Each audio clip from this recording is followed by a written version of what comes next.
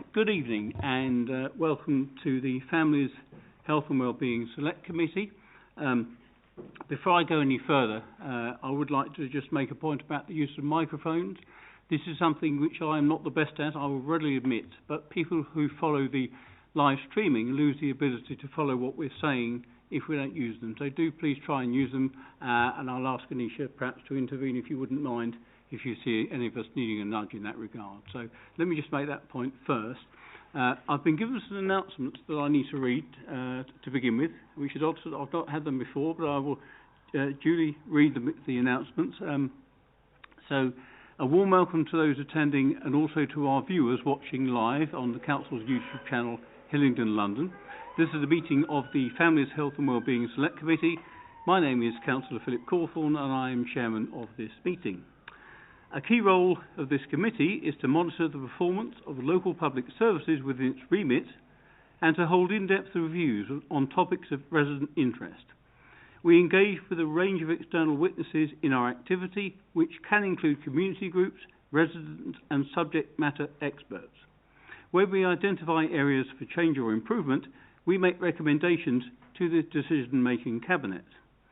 Details of the business to be considered today is shown on the agenda, copies of which are available in the room and also accessible on YouTube underneath the broadcast. For those present in the room and intending to speak, please note that you will be filmed and these statements you make will be recorded and made public. For those in the public gallery, you will be on camera. A reminder to councillors, officers and those speaking today that you should turn the microphone button on when speaking. This will ensure you can be heard in the room and by those watching online. And so it's asking for introductions. So first, going around the table tonight, let me introduce the people present. Well, if I perhaps confine myself to the elected members and ask the officers to introduce themselves, that might be a little bit easier. So if I can start a little bit to my left-hand side, Mr. Tony Little is with us this evening. Good evening, sir. Councillor Jan Sweeting from the Labour Group, Councillor Kerry Prince, the Labour lead. You know who I am, Councillor Heenan McConnor from the Conservative Group, the Vice Chairman of the Committee, Councillor Judith Cooper from the Conservative Group, as is Councillor Becky Hagar and Councillor Nicky Brightman, who is substituting this evening, so welcome to her. Can I hand over to the officers to introduce themselves, please? I'm Sasha Jeffries. I'm Community Development Manager within Social Care. Good evening, I'm Darren Thorpe. I'm the Head of Business Delivery and Market Management for Social Care. Good evening, I'm Kate Kelly-Talbot. I'm Director of Adult Social Work. Good evening, my name is Alex Coleman. I'm Director of Safeguarding, Partnership and Quality Assurance in Children's Services in Borough, Hillingdon. Good evening, I'm Sarah Phillips. I lead on School Place Planning. Good evening, I'm Dan Kennedy. I'm the Corporate Director. Thank you very much indeed, everyone. Let's proceed. So, first point is to take apologies for absence to report the presence of any substitute members. Anisha? Apologies from Councillor Paula Rodriguez with Councillor Nicola Brightman substituted. Thank you for that. Next point is to receive the minutes of the previous meeting. So I'm going to move the minutes of our meeting held on the 3rd of June. And in doing so, I would like to draw members' attention to Anisha's very comprehensive advice note on questions raised at the meeting in her email, which came to us on the 18th of June. So thank you for that, Anisha. That was very helpful.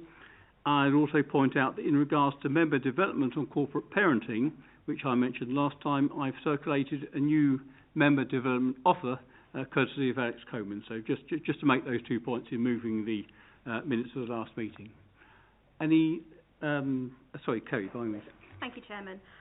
On committee review, assisted living technology scoping report, I believe that we requested that within the review we looked at how the assisted technology is spread across the borough to get an idea of geographical location, and that's not in there. Can we add that? To the best of my recollection, that was something that we said we'd pick up. I mean, Anisha, you won't have a detailed record of that, but I'm happy to add that because I think that's integral to what it is we're talking about. So I'll take that addition to the minutes if we're otherwise happy to accept that. Can I take the minutes that are agreed? Thank you very much.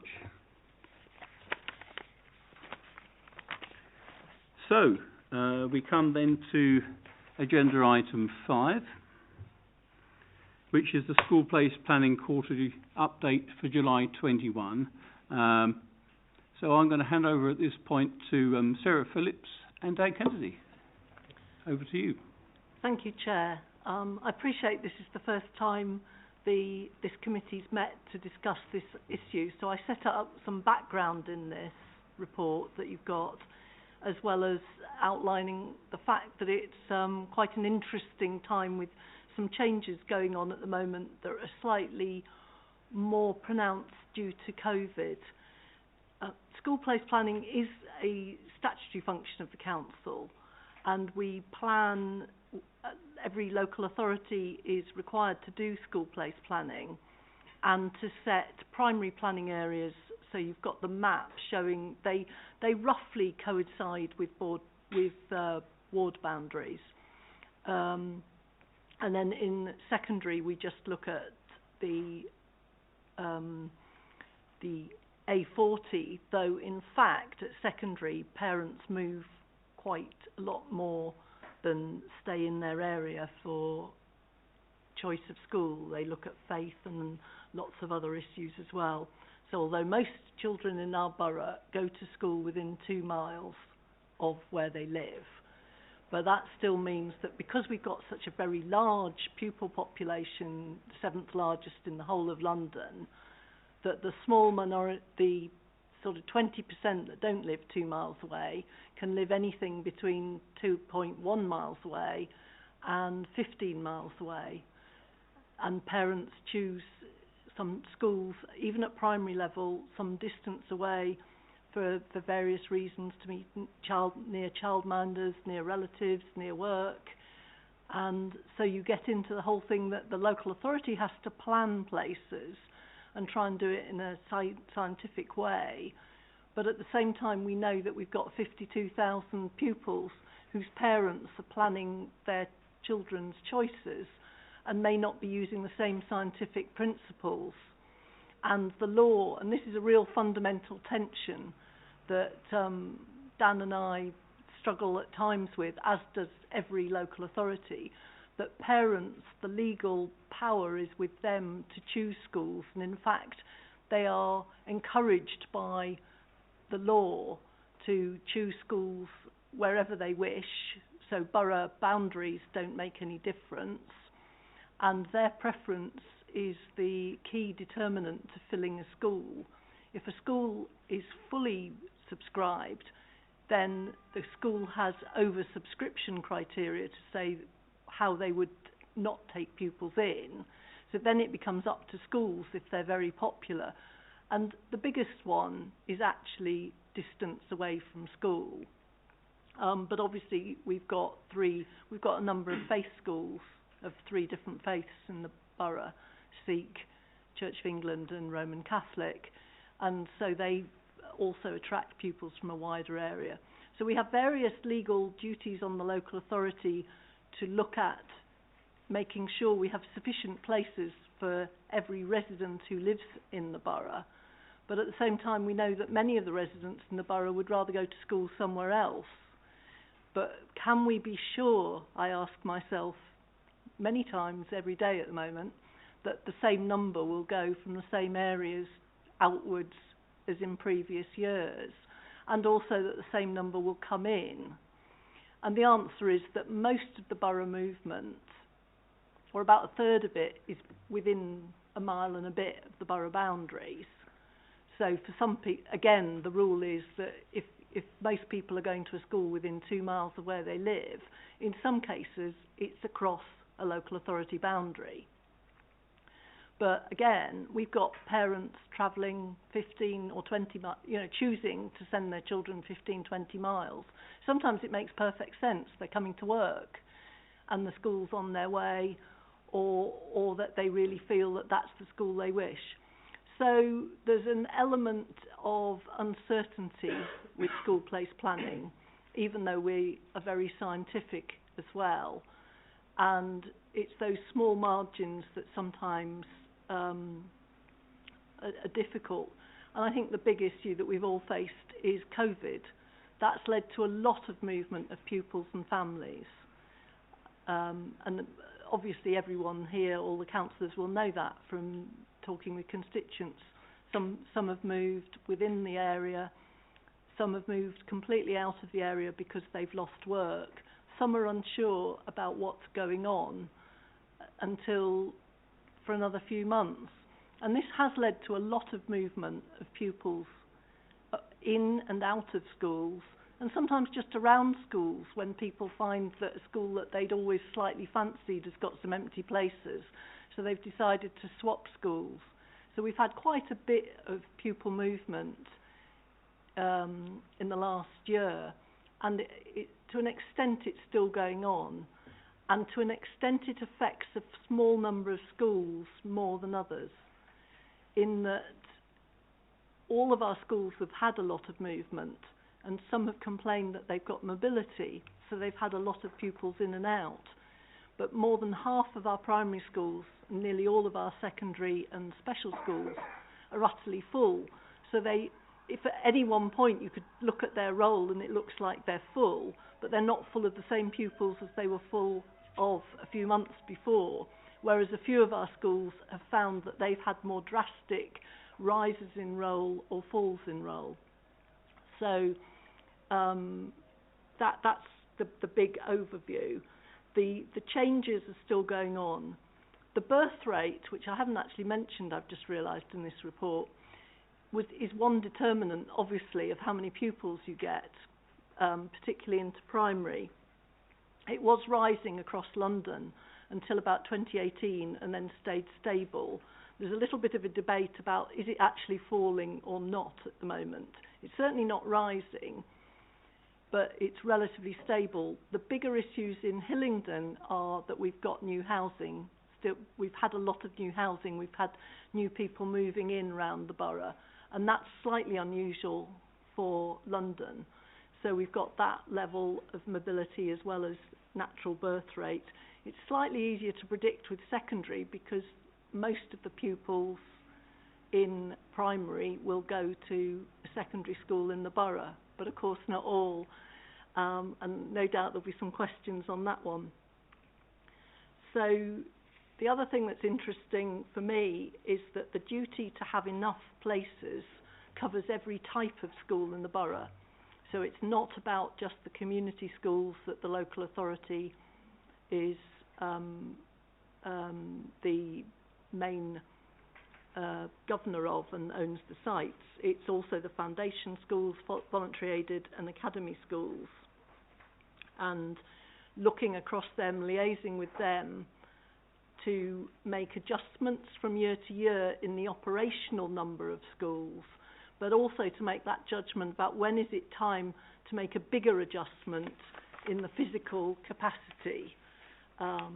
In the last 10 years, there was big changes and increases in both the quality of the buildings and in the physical capacity in primary schools to get a mix of good primary schools in every part of the borough. And I think the map's quite useful for seeing that primary schools are green squares in Hillingdon and they're round green shapes if they're in other authorities outside. When you actually drive along, they don't quite look like that. But when you look at the green squares, you can see that although quite a lot of the borough, they are within a mile of each other, you can see that the borough is quite large. If parents are expected to have a primary offer that's within 2 miles, one does need to have those schools in those locations. However, having said that, the report uses the January rolls. Schools do a census each term. The May census is only just being finalised and checked, so I'm presenting to you the January 21 rolls. They were lower in all year groups in primary than in 2020, but still we've got nearly half of all the schools completely full with classes of 30. If each school would just have a class, every class of 27, that would be fine. But parents have chosen and if the schools are absolutely full, they have to take the children up to 30 to the full level, whereas we've got other schools where they've got much smaller class sizes. But the local authority can't persuade parents to, has no power to force parents to go to school. I'm old enough that I remember when I first started in local authorities, we had far more powers. I find it very frustrating, but because it's not always the most efficient use of resources if you've got the power of individual parents. But as a parent, and many of us are, we know that that's been a very good thing. But it does mean that this isn't a pure scientific, economic project. However, we do have a high level of vacancies in primary. There is something called the published admissions number. That's kind of the operating figure. Usually it's the same as the physical capacity. Sometimes it's not. So the PAN is what's published so that parents can see how many places there will be, because parents apply for a school a year before they actually start in the school. And ideally, we would have an 8% margin above the of places ready in excess of the number of children that we expect to have. So if there's a bulge in a particular area, we've got enough places in each of our planning areas. Though in actual fact, we've got 16% vacant places in primary. And in fact, on National Offer Day this year, we had 20% of the reception places were empty. That's quite high. It's not unusual, and it's not the highest in London.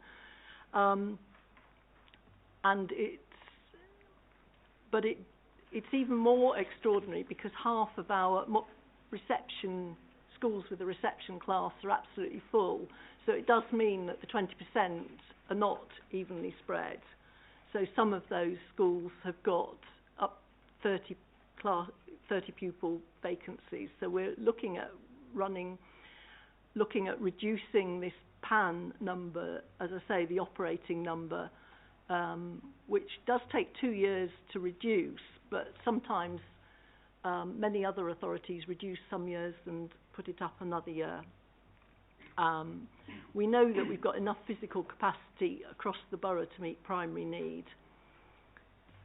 So we're working with schools and we think there are about 7 primary schools we can do a reduction in PAN, so that will do that. And we're giving support to the primary schools.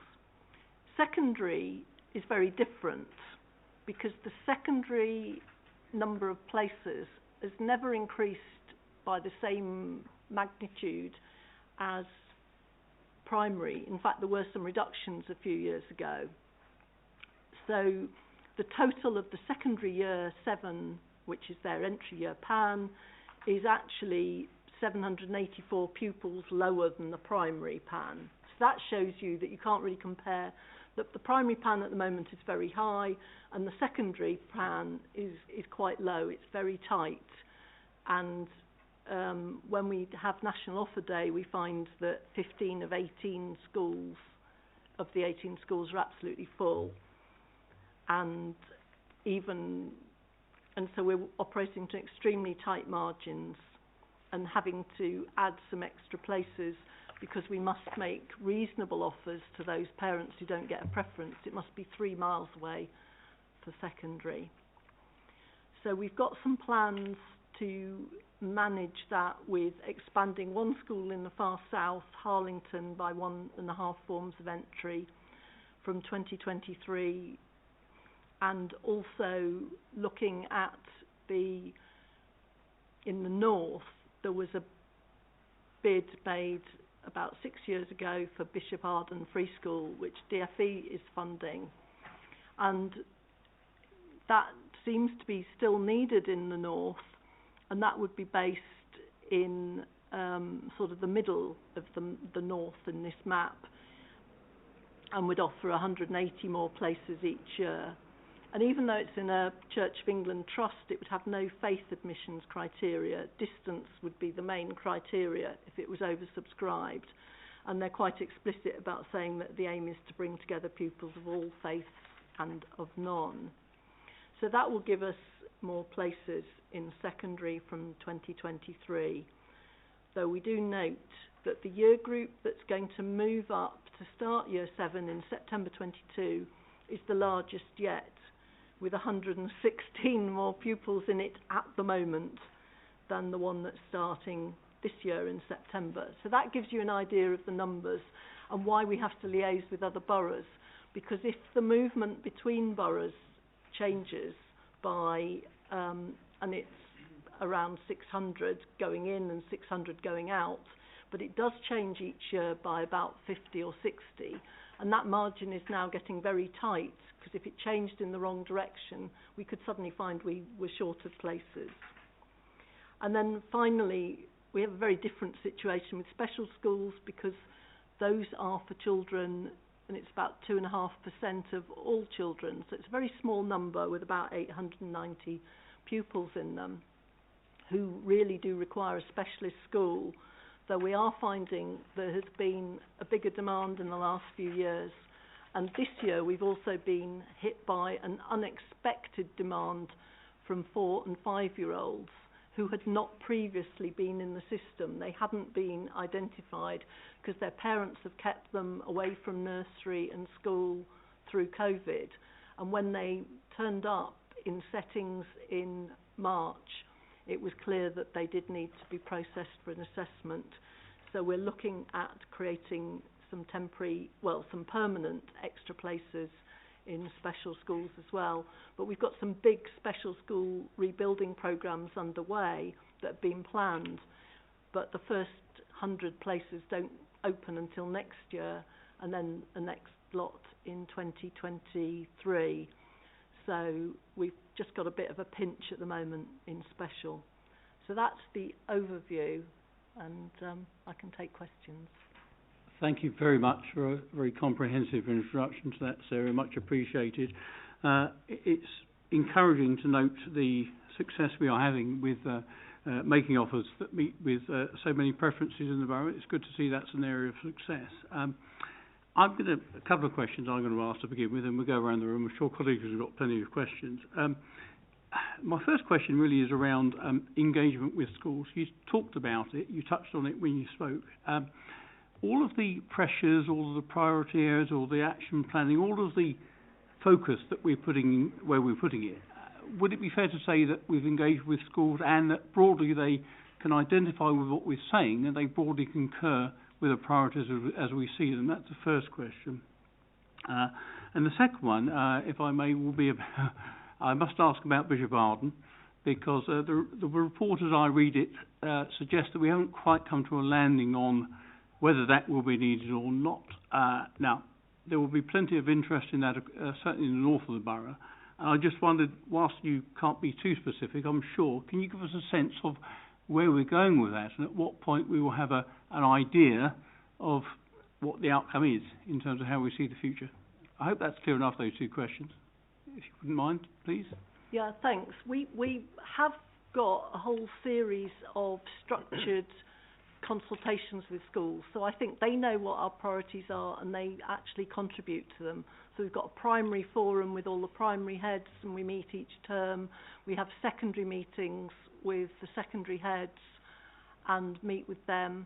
And oddly enough, of course, in lockdown you literally could see far more of them, even though they're on the screen, and more of them were engaged and then would be sometimes emailing in later. So I think that we're pretty clear about what the priorities are for schools, and also which schools have got very different situations, which are in more I think one of the big issues with primary schools is some of them are in quite isolated locations, the way the geography of the borough works. Not just obviously Harefield and Harmondsworth, which are obviously isolated old villages, but there are other areas of the borough where schools feel like they're right at the end of a road, at the back of a housing development, backing onto green space. And sometimes I think, but COVID, we've made a lot of effort to make sure that we are listening to all the schools, understanding the general thrust of where they all support various things or want various things, and also which schools have got specific instances and which officers can offer what kind of assistance. And Dan will cover Bishop Arden. If I could pick up Bishop Arden. So, I mean, this is Bishop Arden is proposed as a new free secondary school in the north of Borough. It's been led by the Department for Education, and as part of their process, their verification and validation process, they have various, I suppose, checkpoints really to ensure that the need for such investment is still there. And as Sarah's explained, we've seen an unexpected drop in demand for primary places this year, which is for all manner of different reasons. We've heard Brexit, and we've heard around the impact of COVID, and that's actually we're not alone in this borough. We've seen other boroughs in London have seen a similar drop, and so therefore we have to go through a sort of staging post or really checks on whether or not that school is continued to be needed in the future.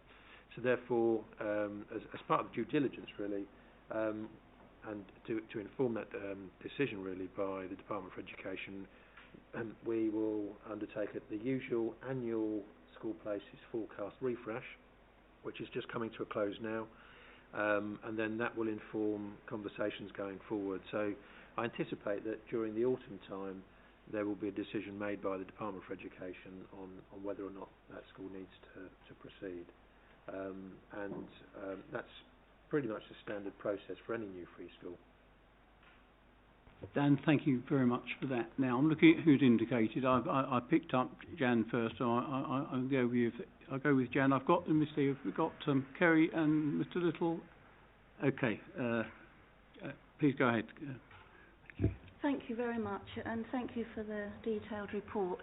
I do realise how difficult it is planning school places, being an officer doing that role myself many, many moons ago. But I have some concerns about all three sectors. We have 16% of unfilled places in our primary schools. That is a very significant number of unfilled places, and that's become really very challenging for some primary schools, and we are talking about budget problems.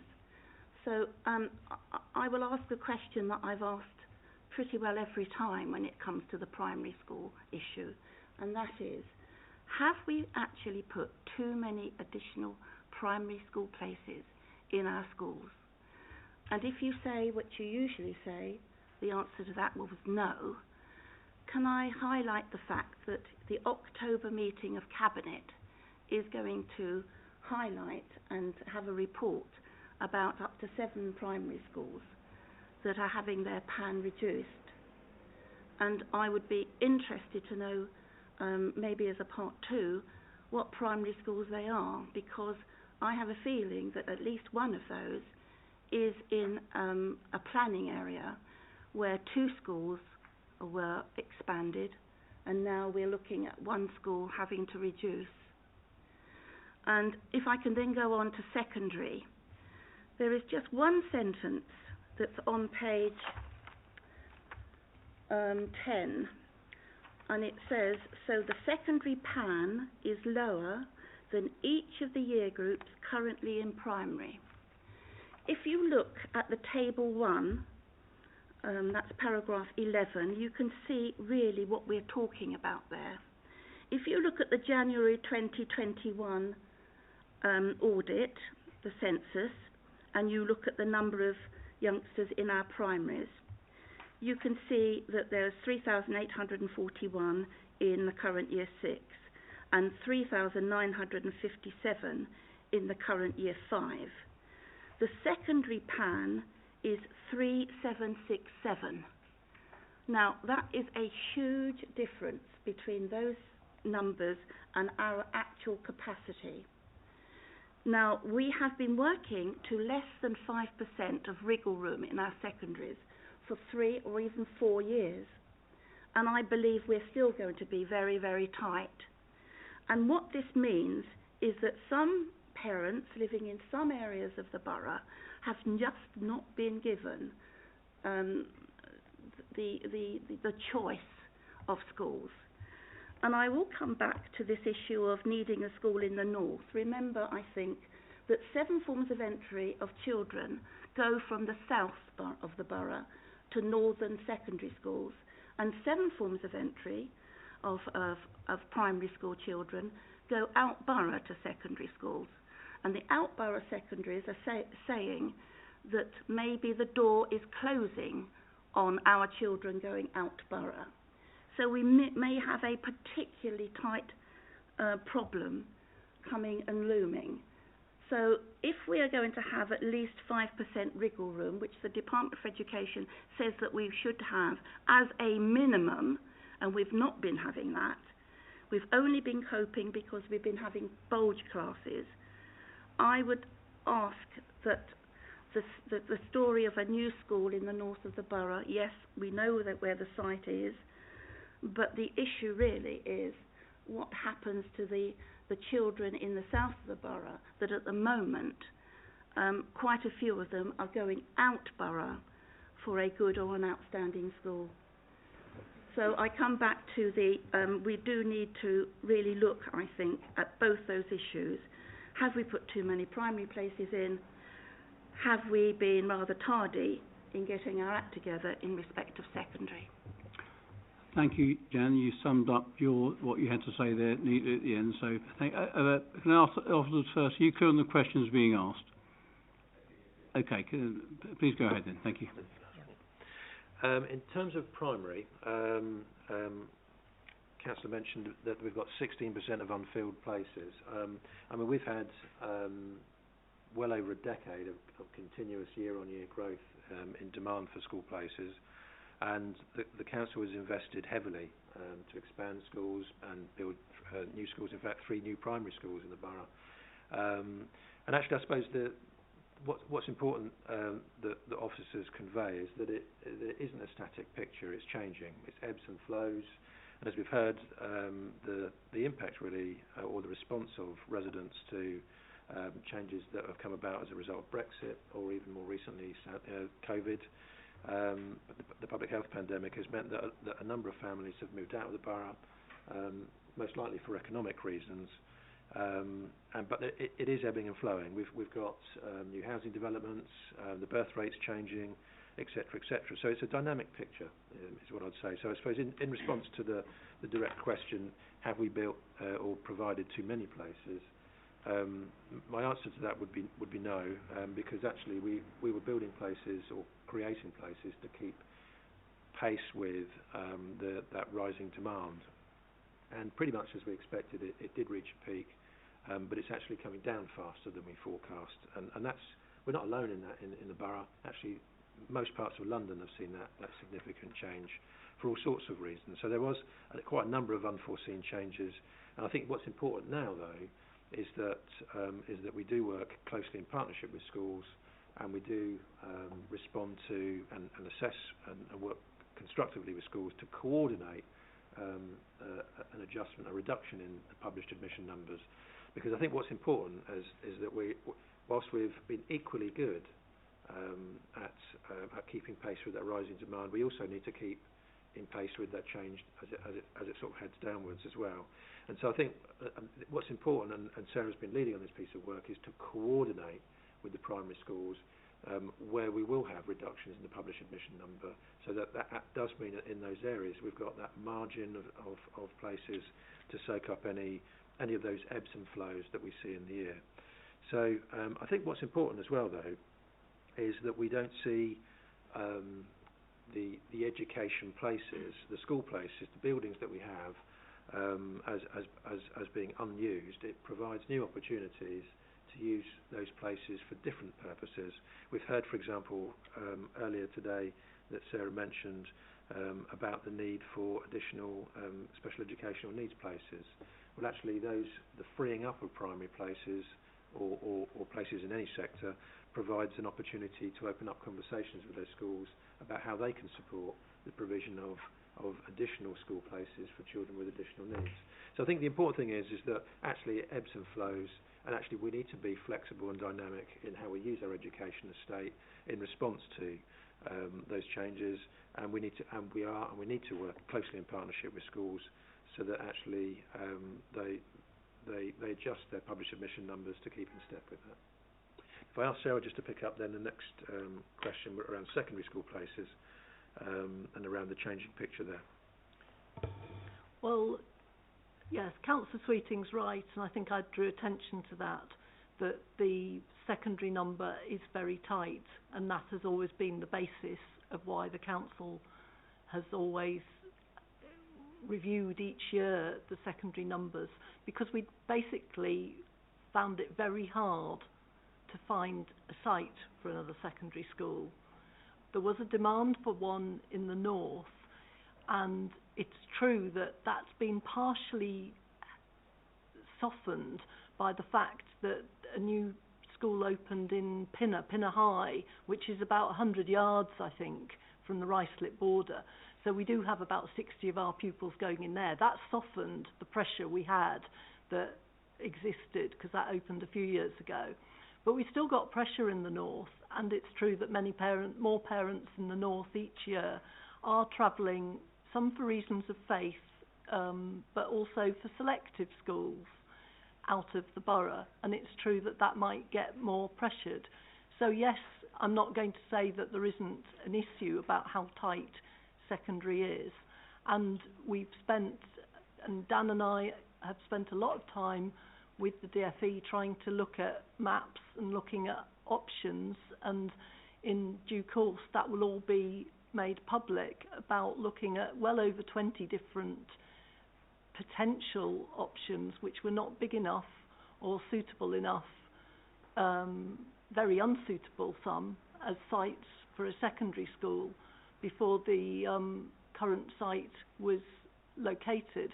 And I think it is really important as well to be clear that there's one thing to be proud of about having very high quality primary and secondary and special school buildings, got physical buildings of certain size that will last for decades and decades, and that you change the published admission number every few years. Many other boroughs change lots of schools up and down every year, and that's the only way, of course, that you can really get to a 5% margin all the time, because you'd constantly be finding that you needed to open a safety valve in one place and shut it somewhere else. And we're not quite at that kind of level, but it'd be very wrong to think that it was an emergency because we were going to reduce PAN in 7 very large schools and in the main 3 formentary ones and bring it down to 2 formentary. That's not an emergency, it's normal practice.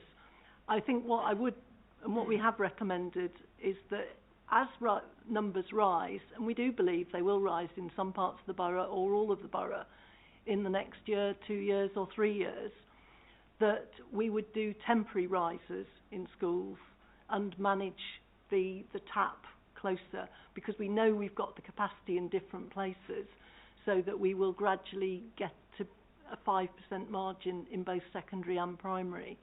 I think the final thing on secondary, and many of you are parents and you'll know this, is that one of the biggest things that parents choose is a school because of what they perceive as the experience and the education quality or part that the school will give. And what's very clear when you look across particularly Greater London, Slough, Hertfordshire, the areas that we adjoin, that parents will travel to go to a good and outstanding school. If Hillingdon was full of good and outstanding schools, which many of my colleagues are hoping that we will shortly be, then they will all be full. People will travel into them. That will actually be quite good for the Hillingdon budget. There's a tedious thing about that, but it's actually quite good to be an importer of pupils. And at the moment we're a net exporter. So it's not a dire situation. It's perfectly normal to have to adjust in such a big borough, I would say. Dan, thank you. Jan, I may come back to you in a bit, but a number of people have indicated, so I'm going to go around the room. Kerry, you indicated? Yes, thank you. I am not an expert on this like Councillor Sweeting, so I apologise if these questions seem obvious, or the answers to them are obvious. In terms of special schools, how many children are there with EHCPs who are waiting on a waiting list to be in a special school? I believe there are some children waiting at the moment because the process is continuous through the year. special school children don't just start at the start of term. If they get a new plan, it then triggers that we try and find a place for them.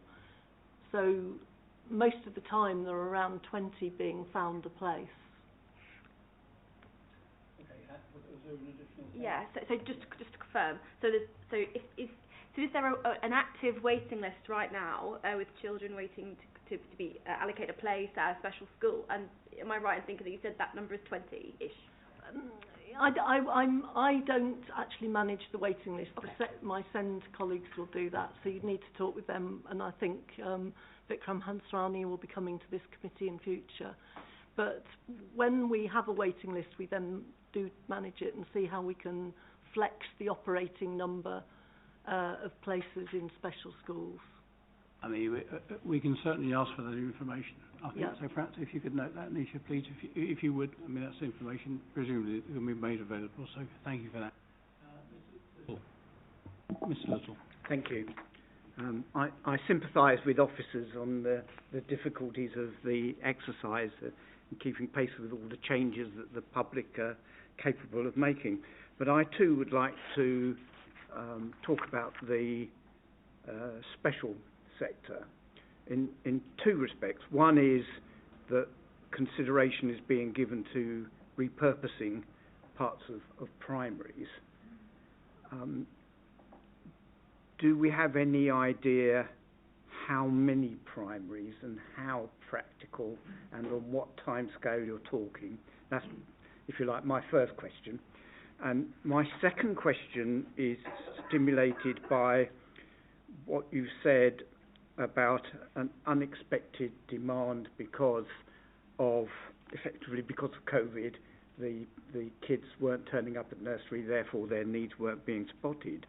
But for the last 4 or 5 years, we have consistently underestimated the number of children who've needed EHCPs.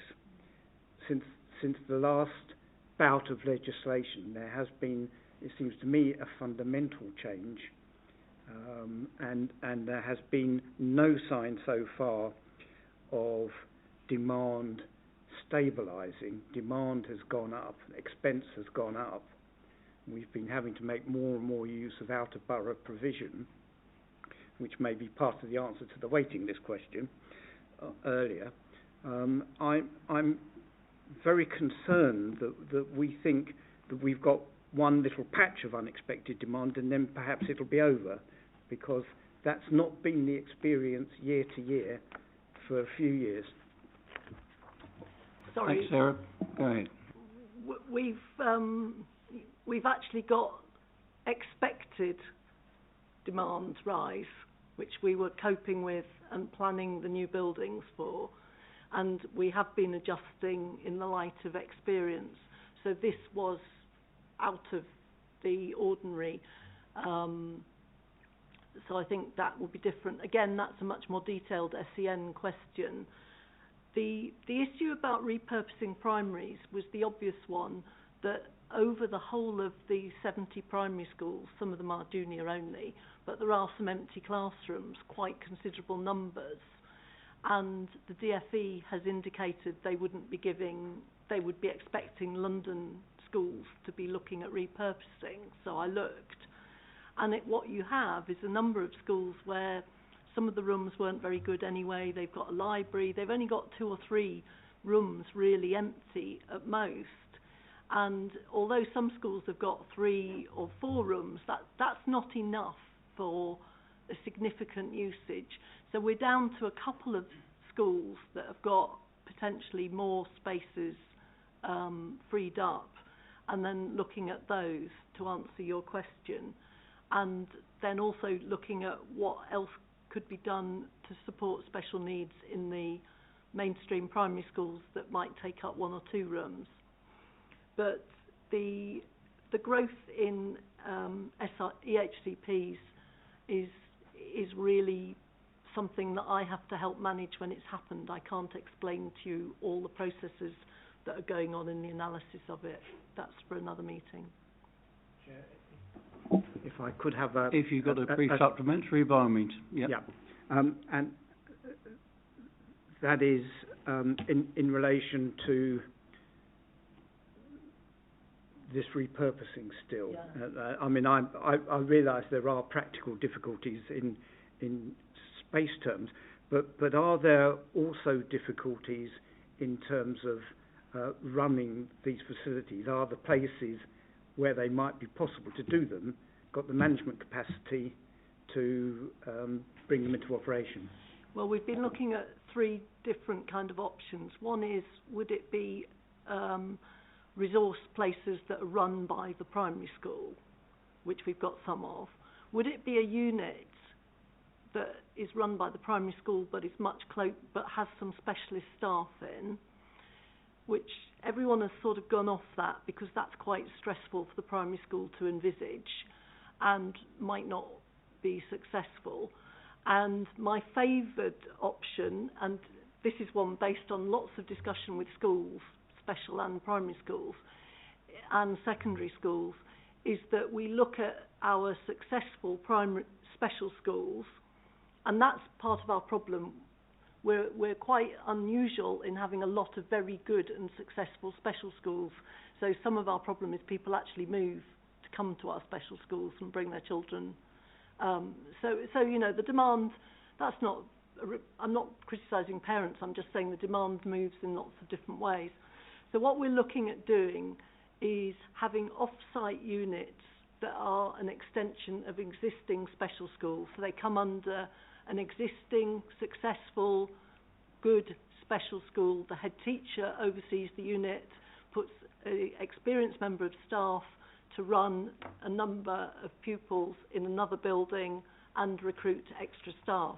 And that's the model we're looking at doing in a couple of instances. And we're just making final plans around that and testing it, because we want to make sure that it's successful from the point of view of the children, the safety, and also of the host landlord school, so to speak. Sarah, thank you for that. Councillor Haggar, you've indicated. Yes, thank you, Chair. I mean, it is a huge challenge, definitely, I think, and COVID has certainly made it a lot harder. You've answered one of my questions, actually, because one of them was, is it more distance or is it just how the school is? So in other words, is it a good school? Is it an outstanding school? And as you said, parents are more likely to travel if the school is outstanding. With that, I know we have done a lot of work within schools that haven't been, and in the secondary, I presume we have a few schools that might not be full because of that. And my question would be, obviously I presume we are, but we're working with the schools to try and twin them like we did with the 2 in Hillingdon, you know, where we twinned them across to encourage parents to actually send their children to school. Because I do think that is one of the major key things here. It is actually how the school is run.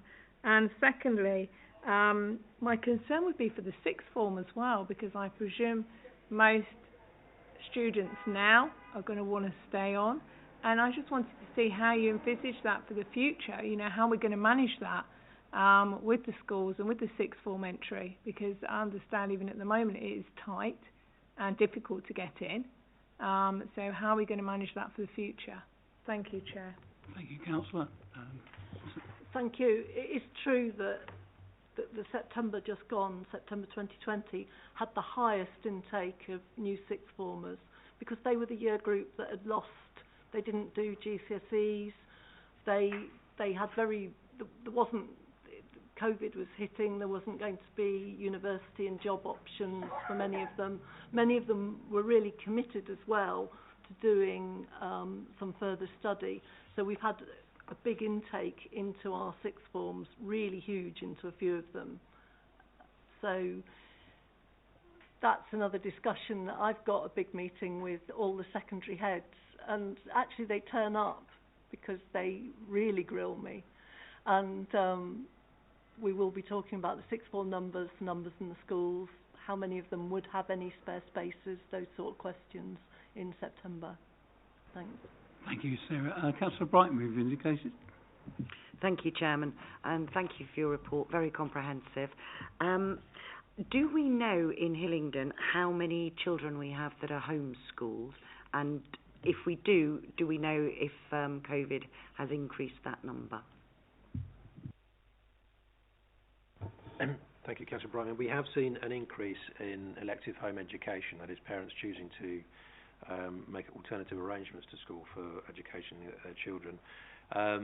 I can get you the exact numbers because it does change from month to month, but I think it is correct to say that we have seen an increase during the pandemic of parents choosing to educate their children at home.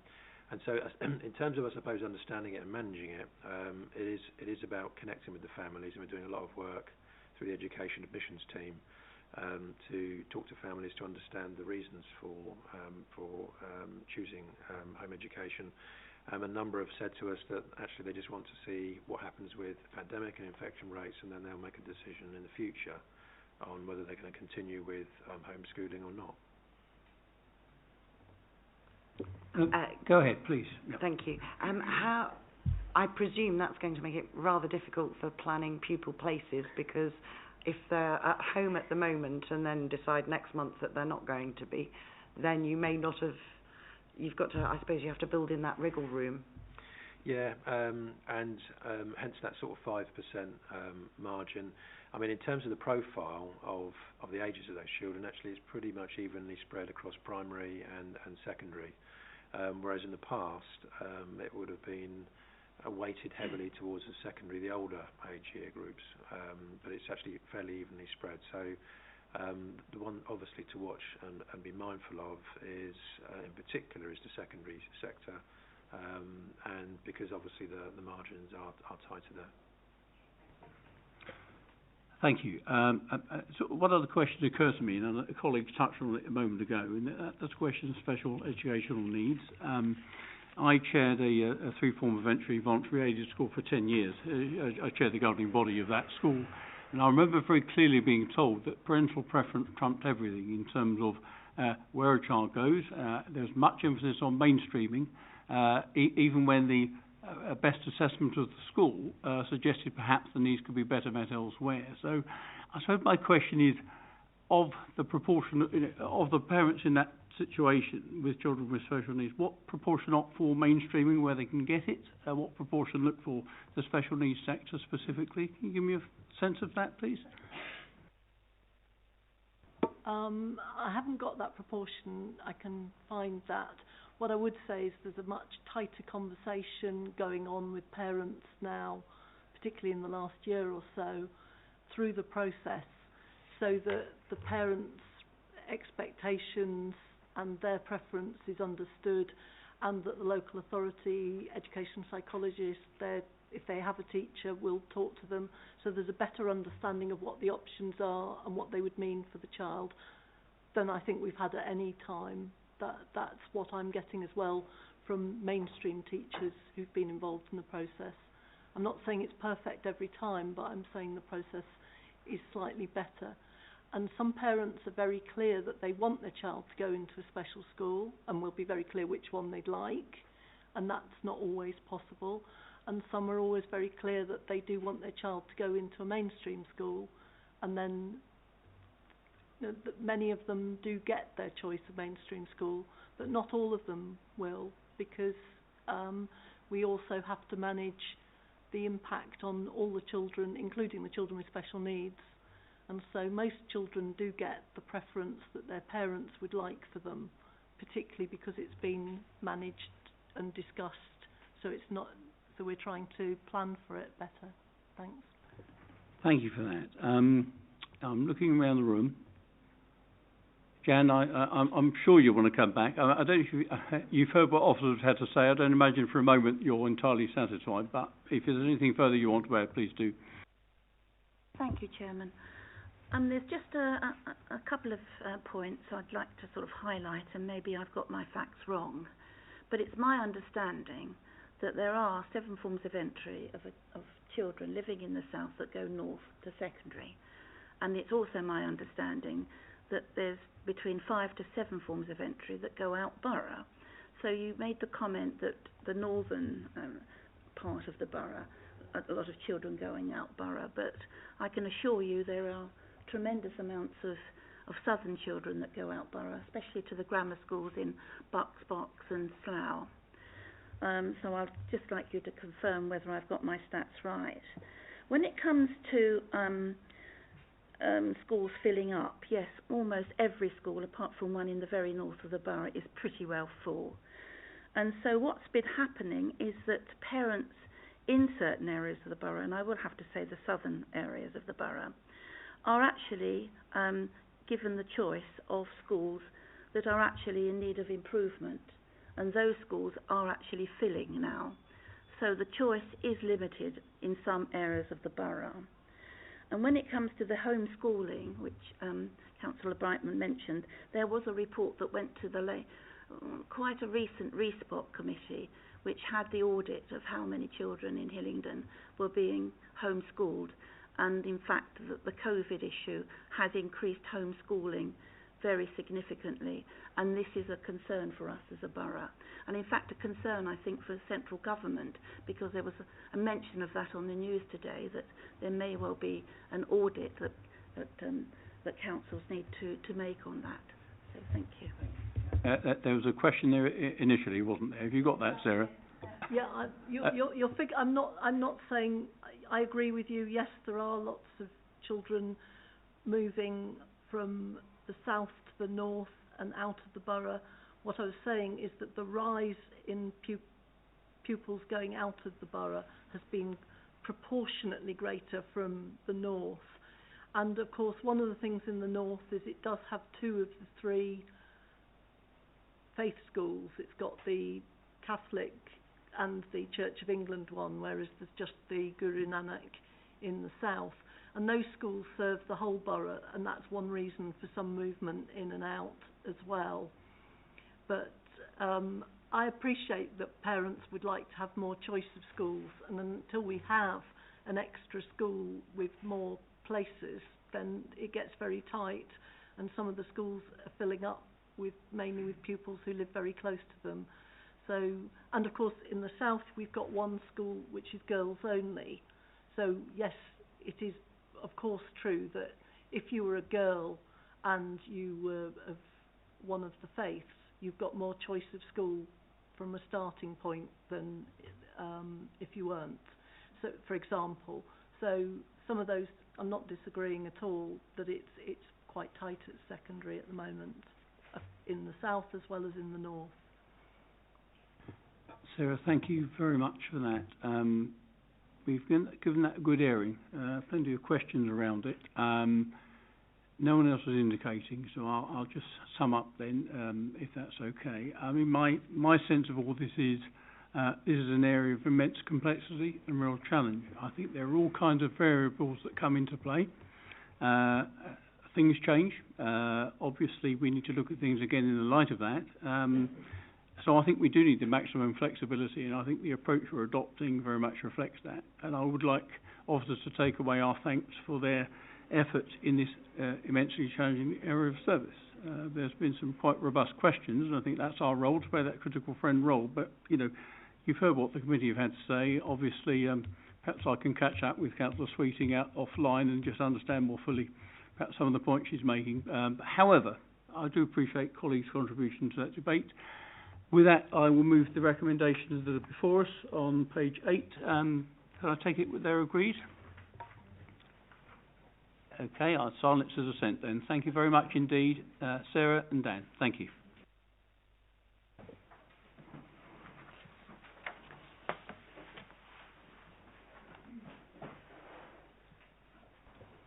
Okay, well, we're now on to agenda item 6, which is the Hillingdon Safeguarding Partnership Annual Report for 2020-21, and we've got Alex Coleman, and I think, Sarah, you're chipping in as well, are you? Or good to see you as well. Okay, over to you. Thank you. Thank you, Chairman. Thank you, everyone.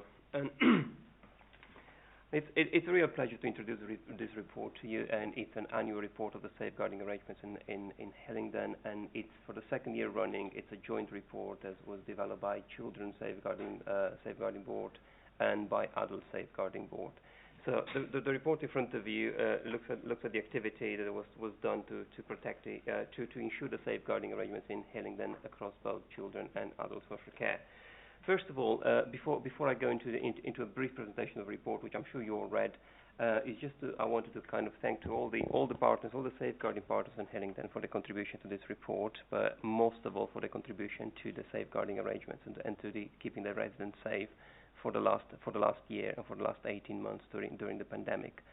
I think this report and the information contains in it provides a level of reassurance that the residents of Hillingdon are safe and continue to be safe, and all the partners have worked very well together to make sure that the changing needs of the residents, the changing needs of demand has been met. Also, at the end of the financial year, there was a scrutiny, independent scrutiny report was commissioned to look at the arrangements for both children and adults in terms of safeguarding in Hillingdon. And the independent scrutiny has found that the partnership is strong, it has strong leadership, and it continued to promote good practice, enable learning, and also draw forward the safeguarding priorities that were agreed for both children and adults. I think the part 2 of the report details some of the findings of the scrutiny, and that's in front of you. Whilst the part 3 of the report is looking at the current arrangements, the safeguarding arrangements across children and adults, and details some of the roles of key forums and key partners in those arrangements. Part 4 it's a detail of how the partnership in children and adults have progressed against the agreed safeguarding priorities. And it also looks at some of the priorities that are individual to children's services or to adult social care, and some others which are common to both of those forums, like, for instance, modern slavery. And in the part 5, this is probably one of the key principles of the safeguarding partnership for both children and adults, and that is mainly to do with the learning from practice, learning from good practice, learning from serious case reviews, for instance, or any other forums or any other research. And that talks about how we learn and talks about how we embed that learning back into practice across the partnership. And it talks about the adult case review group that's looking at learning from cases and from various cases of concern, if there are any. It talks about the rapid reviews in children, which fulfill the same function. And also it introduces the practice development forum, which is the engine that kind of churns all that learning from a national level, a local level, and make sure that gets disseminated back into practice across the partnership for all partners in children and adult safeguarding. And the part 7 of the report, actually before that, part 6 of the report also looks at the training that's being provided through the partnership, and what I mentioned before about learning from national and local practice. All that informs the training offer that we have available through the partnership. And in the part 7, you will see various updates from various safeguarding partners in Hillingdon that details both some of the achievements in terms of the priorities for the safeguarding, but also give some really inspiring and incredible details of the practice that's taken place during the last year and during the pandemic, especially at the front line, and especially of some of those kind of highly pressed services that continue to keep both children and adults safe. And I think the part 7 shows that the partners work very well together. They supported each other. They responded to the change in demand. They responded to the change in risk during the year, and also they changed the various delivery models. And in doing so, they continue to ensure that the residents of Hillingdon are kept safe.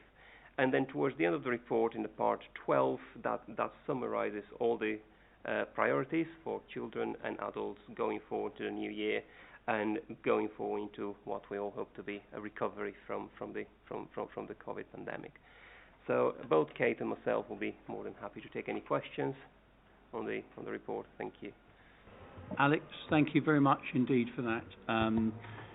I do have one or two questions, but I'll just comment briefly now before we open up, and I'll come back with my questions. I mean, it's great to see the report. There is clearly a huge amount going on in partnership, and this takes me back, I guess, to my sort of dying days as cabinet member for social services and health, because I remember very well talking about how we needed to replicate the management arrangements for adults as with children. Children's is much longer established, much deeper rooted, I think, and the idea of the executive board looking at things by exception, with the operational officer team below dealing with things on a day-to-day basis, seems a better use of officer resource, and obviously making the best use of that time to add the maximum value is important. So I do welcome that. I do have a couple of questions, but I'll tell you what, I'll open it up and see what other questions, comments there are first. Is anyone indicating? Councillor Cooper. Thank you, Chairman. There's a lot of laudable and constructive activity documented in this report. It all sounds very reasonable and positive. I have a concern. I cannot tell from this report whether it has actually improved the lives of those who need safeguarding. We've been told that targets have been met, but what difference have they made? And have those targets actually reflected improvements in people's lives? There seems to be an assumption that improved procedures and availability of training, as it says in one point, is going to result in improved outcomes for the abused and vulnerable. I would like to see some evidence. And when we have the evidence, then perhaps we can talk about value for money, not because how much we've spent is the important thing, but because we would like to know that the money has been spent effectively. And I can't begin to unpick that from this report. So I'm quite sure you're doing wonderful stuff, but I do have questions. Thank you. You've actually anticipated one of my questions, Councillor Cooper, but thank you for asking it. Alex? Yeah, thank you very much for the question. In terms of the impact that some of these measures are having, I mean, I will start by saying that in terms of all the activity that's being done, looking at practice, looking at the quality of practice, looking at training available out there, looking at how different agencies are working individually and together, all that comes from the needs of the children or adults that have been identified in the borough. And in terms of ensuring impact, that is definitely one of our main drives, to make sure that the work that we're doing has an impact on children's life. And when I'm talking about children, and in terms of for instance, I'll give an example, is detailed in the report. When we talk about neglect, for instance, that was one of the areas that we focused on right at the beginning of the financial year, just before COVID started, and then we continued throughout the year. So what we looked at doing was, because neglect has been a priority of this board for a while, we looked to see how impactful that is in the life of children. And in doing that, we conducted a multi-agency audit that looked at very individual cases of children that were worked with by various agencies in the borough, and we looked at good practice, we looked at areas of improvement of practice, and we looked at actually what difference our activity and our training has made. And as an outcome of that audit, this is just speaking about one particular area. In recognition of that audit, we rerun an awareness and a training looking at the use of graded care profile, which is a tool that's nationally patented that's looking at identifying neglect and addressing neglect in families. And also, we recognize the impact of that tool and recognize the impact of that multi-agency work on neglect. So what we've done, we also, through the partnership, we applied for a national pilot that's looking at the graded care profile antenatal tool, which actually identifies the risk of neglect before the child is even born, and we start working with the families earlier on to make sure the children have the right start in life from the moment they were born.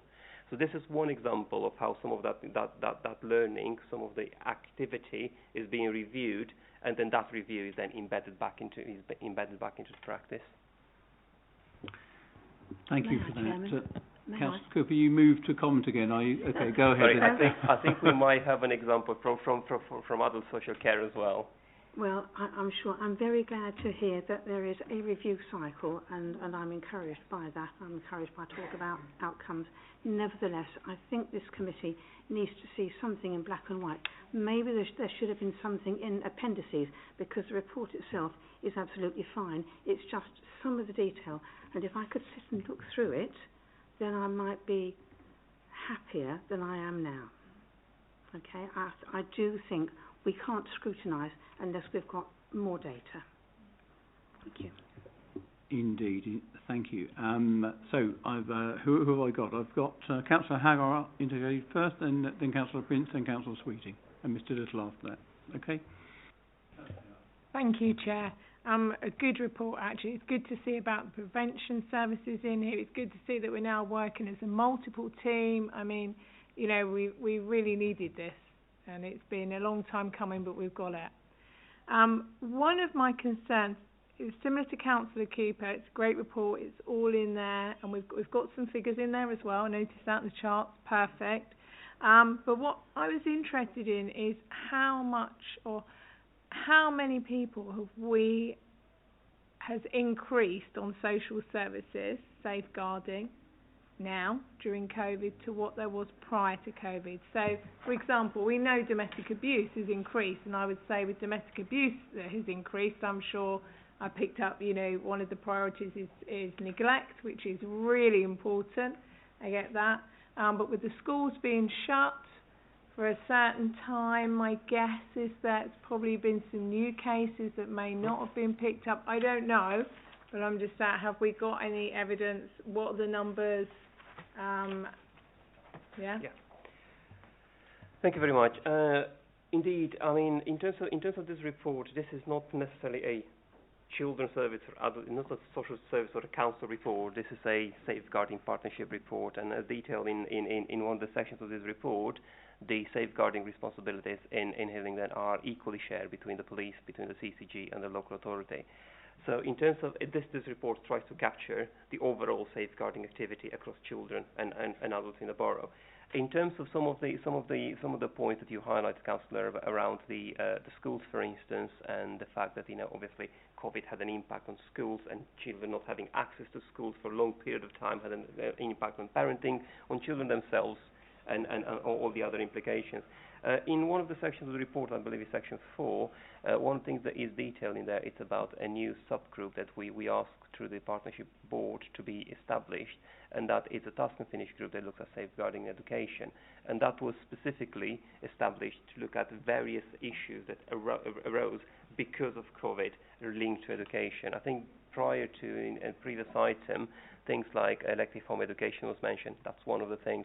Children missing education. That's one of the things that kind of happen. And also, how can we support schools and how can we support colleagues in education in moving forward out of COVID and reintroducing the children in education.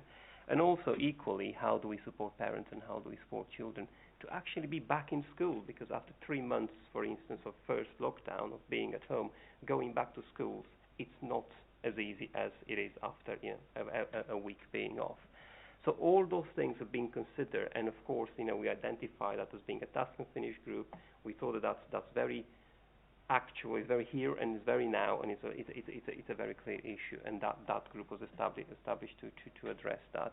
And various guides have been produced, various work with school, and we are having, at the moment, we're having quarterly meetings with all the designated safeguarding leads from every school in the borough, and we are talking about safeguarding, we are talking about concerns, we are training, and we are providing whatever support is needed, and also linking people together and building those support networks. Go on, Councillor Hager. Sorry, I think I might have missed my point. My point was, how many have we picked up? How many safeguarding issues have we picked up? Okay, in terms of safeguarding issues, if we class the safeguarding issues as being referrals to social care, then the numbers, I don't have the exact numbers at hand. I could get them, but what I can definitely say is that there's been a decrease during the summer, during the first lockdown. It's been a significant increase in September, October. Then it kind of was another decrease, and then it increased again towards the end of the financial year. And just one more point just to say that in terms of children's services performance, that is scrutinized through a different forum. That's the Performance Monitoring Board, which meets every quarter, and the portfolio holder for children is scrutinizing the social care in the delivery against the performance targets. Thank you, Councillor Hagar. and Alex. So I've next got Councillor Prince. Thank you. Send children who have been excluded from schools and are at home awaiting a place in a special school. What role, if any, does the board have in making sure that they are safe? In terms of children being safe, being sent or being not sent or being mainstream children, it's definitely within the remit of the board to make sure that the safeguarding measures are in place and all children are safe. In the work that we're doing with schools, in the work that we're doing with the safeguarding, with the designated safeguarding lead, in the work that we're doing through various subgroups, the special schools and the children who are on EHCP plan are definitely considered, and if there are any actions, any measures that need to be taken specifically to address their needs, then those are being definitely looked into. And especially, it was one of the issues. It was around many of the children who are going to special schools being extremely clinically vulnerable during the COVID, and then working with the specialist schools to put the right mechanism, the right support and safeguard in place to keep both children safe and the staff safe when children return to schools. That was one of the areas we were looking at. And sorry if I've just misunderstood. What about those that aren't in school and so they're at home with parents? How does the board make sure who makes sure that they're okay? We do. I mean, there are children who are not attending school because they're vulnerable or for various other reasons. Throughout the pandemic, throughout the year, I'm reassured that they continue to be visited by their allocated worker, by their social workers, and I'm reassured from the partners and from the social care that every child who was at risk of any form of harm or significant harm during the pandemic continued to be visited face to face by their allocated worker, by their social workers, and also by other professionals around the family. Thank you. I've next got Councillor Sweeting. Thank you, Chair. It's some 3 years since I've been confronted with a report in my previous life and committee 3 years ago, but previous reports have highlighted the need to listen more to the voices of children, young people and adults. And that this still seems to be an issue because that's mentioned several times in the report. And I'd also like to sort of comment about the recommendations. The first recommendation, I'm a little bit uncomfortable with the reading of it, is reassured that Hillingdon residents remain safe during the year. Now, I realise that is a sweeping statement, but we did have 5 cases where there were serious incidents. So I know that you have worked extremely hard, and all through the pandemic has been a really big issue, but having such a sweeping statement of that seems to be a little bit uncomfortable in my mind. But I would be interested in the voices of children, because that was certainly something that I think came up at the joint strategic needs assessment report that used to be part of the background reading for this, and we don't seem to have that as background reading now. But if you can provide information of how that's been improved and how that's been done.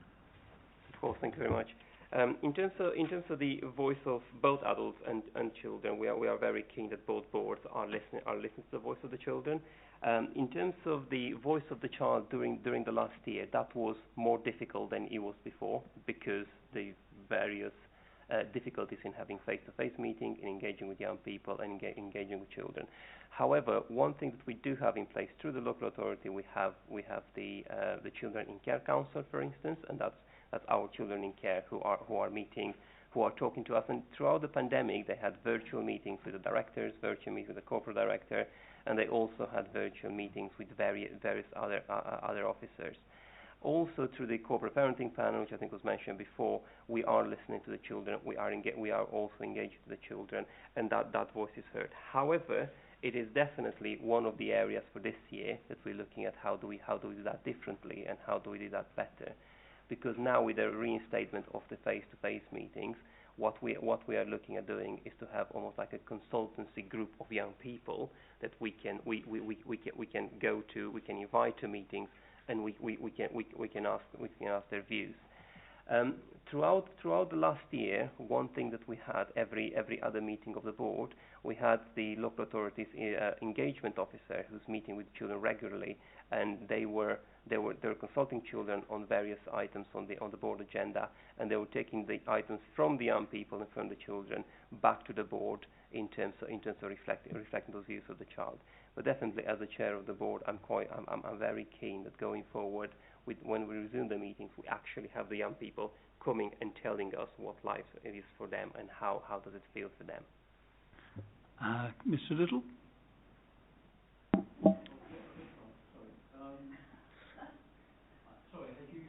Did you want to come back? Yeah, of course you.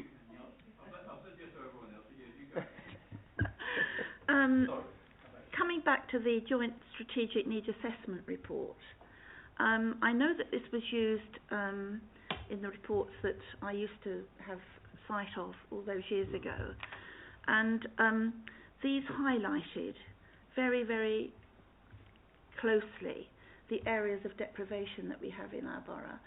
It was by ward. So are you still using this statistical information to sort of highlight where work is needed more thoroughly, if you like, in more depth?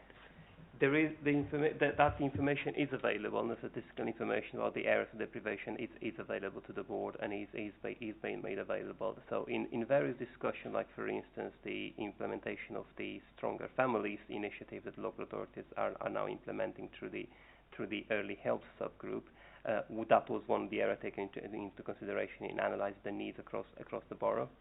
So yes, that information is available and it is considered. Mr. Little, you've been very patient. Thank you. One of the problems that's been highlighted nationally as a result of COVID has been an increase in mental health problems for younger people. And presumably there have been other changes in the workloads that the board has been facing because of the way people have been locked down and therefore can do some things and couldn't do other things, harmful as well as good. But can you tell us, firstly, has our experience been similar to that of other boroughs, or are we unique in any way? Secondly, how flexible have we been in responding to these changes? And thirdly, in the priorities, there doesn't appear to be one in the Safeguarding Children Partnership for mental health. Why? Okay, thank you very much. In terms of the changes in demand and changes in risk, you're absolutely right. There've been various changes across the country. There's been various changes in Hillingdon as well in terms of that demand, because the isolation of the families, some of the families felt, and some of the children experienced, increased that hidden harm, as we call it, because things are happening in the home and professionals don't have access to speak to children, don't have access to talk to family. I don't think Hillingdon is dissimilar to the rest of the country. Potentially, one of the areas that is specific to Hillingdon is about the unaccompanied asylum-seeking children who are arriving through Heathrow, and it's about their specific needs and the services that they are available for them. Apart from that, I think it's similar to what we're seeing across the country. In terms of the children the mental health around children, I take a point about not being a specific priority. I think the way in which we looked at it is that the mental health is kind of it's underlining all of the other priorities. Because when we're looking at children needs, when we're looking at the impact of neglect, when we're looking at early help, when we're looking at various other forms of abuse that children are suffering, that was a clear element that we considered. But that is, is a good point, and I'll make sure it will be discussed at the next board meeting to make it more specific and explicit. Thank you, Alex. Councillor Prince. Thank you. You just touched on it with unaccompanied asylum-seeking children. What is the the Safeguarding Partnership's role in supporting both USAC and unaccompanied children and adults who are staying in the borough? In terms of the partnership board, one of the subgroups that we have, and that is jointly a children and an adult subgroup and priority, is the joint strategic safeguarding and trafficking group, and that is a group that's actually chaired by the border force, by one of the officers of the border force at Heathrow. And what that board does, and what that subgroup does, and what it looks at how do we work with trafficked children, how do we work with various local and national initiatives to ensure safeguarding, and we are at the moment in the process of developing a guide that's going to be available for the airline companies, is able to be translated in various other languages, to work with airline companies to spot the signs of trafficking early on and to notify border agency when young people arrive. The JSAT, the Joint Strategic Safeguarding and Trafficking Group, is attended by social care, it's attended by the police, by the border force, and they are looking constantly at the changing picture in terms of trafficking through Heathrow or any other means, and that looks at both children who are unaccompanied minor and also adults who are being trafficked into the country. Thank you. You might not know this, but I'm interested in the answer.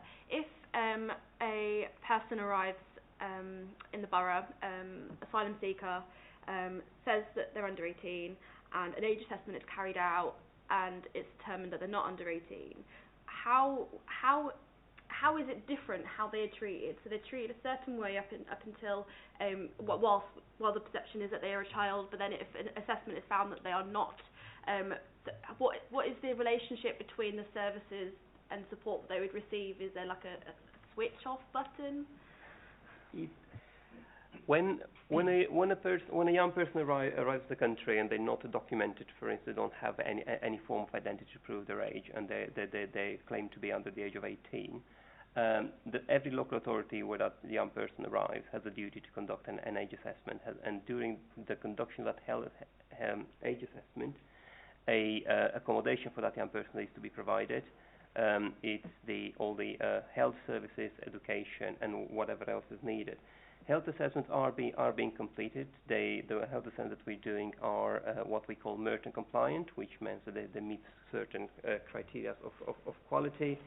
And then if the assessment determines that the young person is indeed under the age of 18, then they become a looked after child, and then their needs are being addressed through that process. If the assessment determines that they are over the age of 18, then they are going to be provided support through home office accommodation, and their application for asylum will continue as adults. So they will receive services depending on their needs, because they might have health needs or they might have various other needs. Okay, Councillor Sweeting. Chair, it's mentioned in the report that there has been a significant increase in the number of referrals in relation to neglect and physical abuse. Is there the capacity in your team, the council, to cope with this significant increase? I think thank you, Councillor. In the spirit of this report, I'm probably going to be responding a bit wider than just the council and just social care. And I think the whole sector has seen an increase in various areas of demand, and of course neglect, physical abuse. It's one of them. And I think the physical abuse was mostly reflected more significantly than it was before now in existence of the child protection plans. And in terms of the capacity, I am reassured that what the council has done to answer specifically about the council, there's been various resources being redeployed at the right points to make sure that increase in demand is met. There is, and the various resources within the council were in such a way planned and in such a way sourced to make sure that the predicted demand, increase in demand, it's actually met. So I am reassured that yes, the capacity is where it needs to be at this point in time. Follow up. I think some children have actually become invisible during COVID. Do we know if we have any missing children? And if so, what sort of numbers are we talking about? Because we do like statistics, don't we, in this committee? I think as Councillor Hooper has said. Thank you.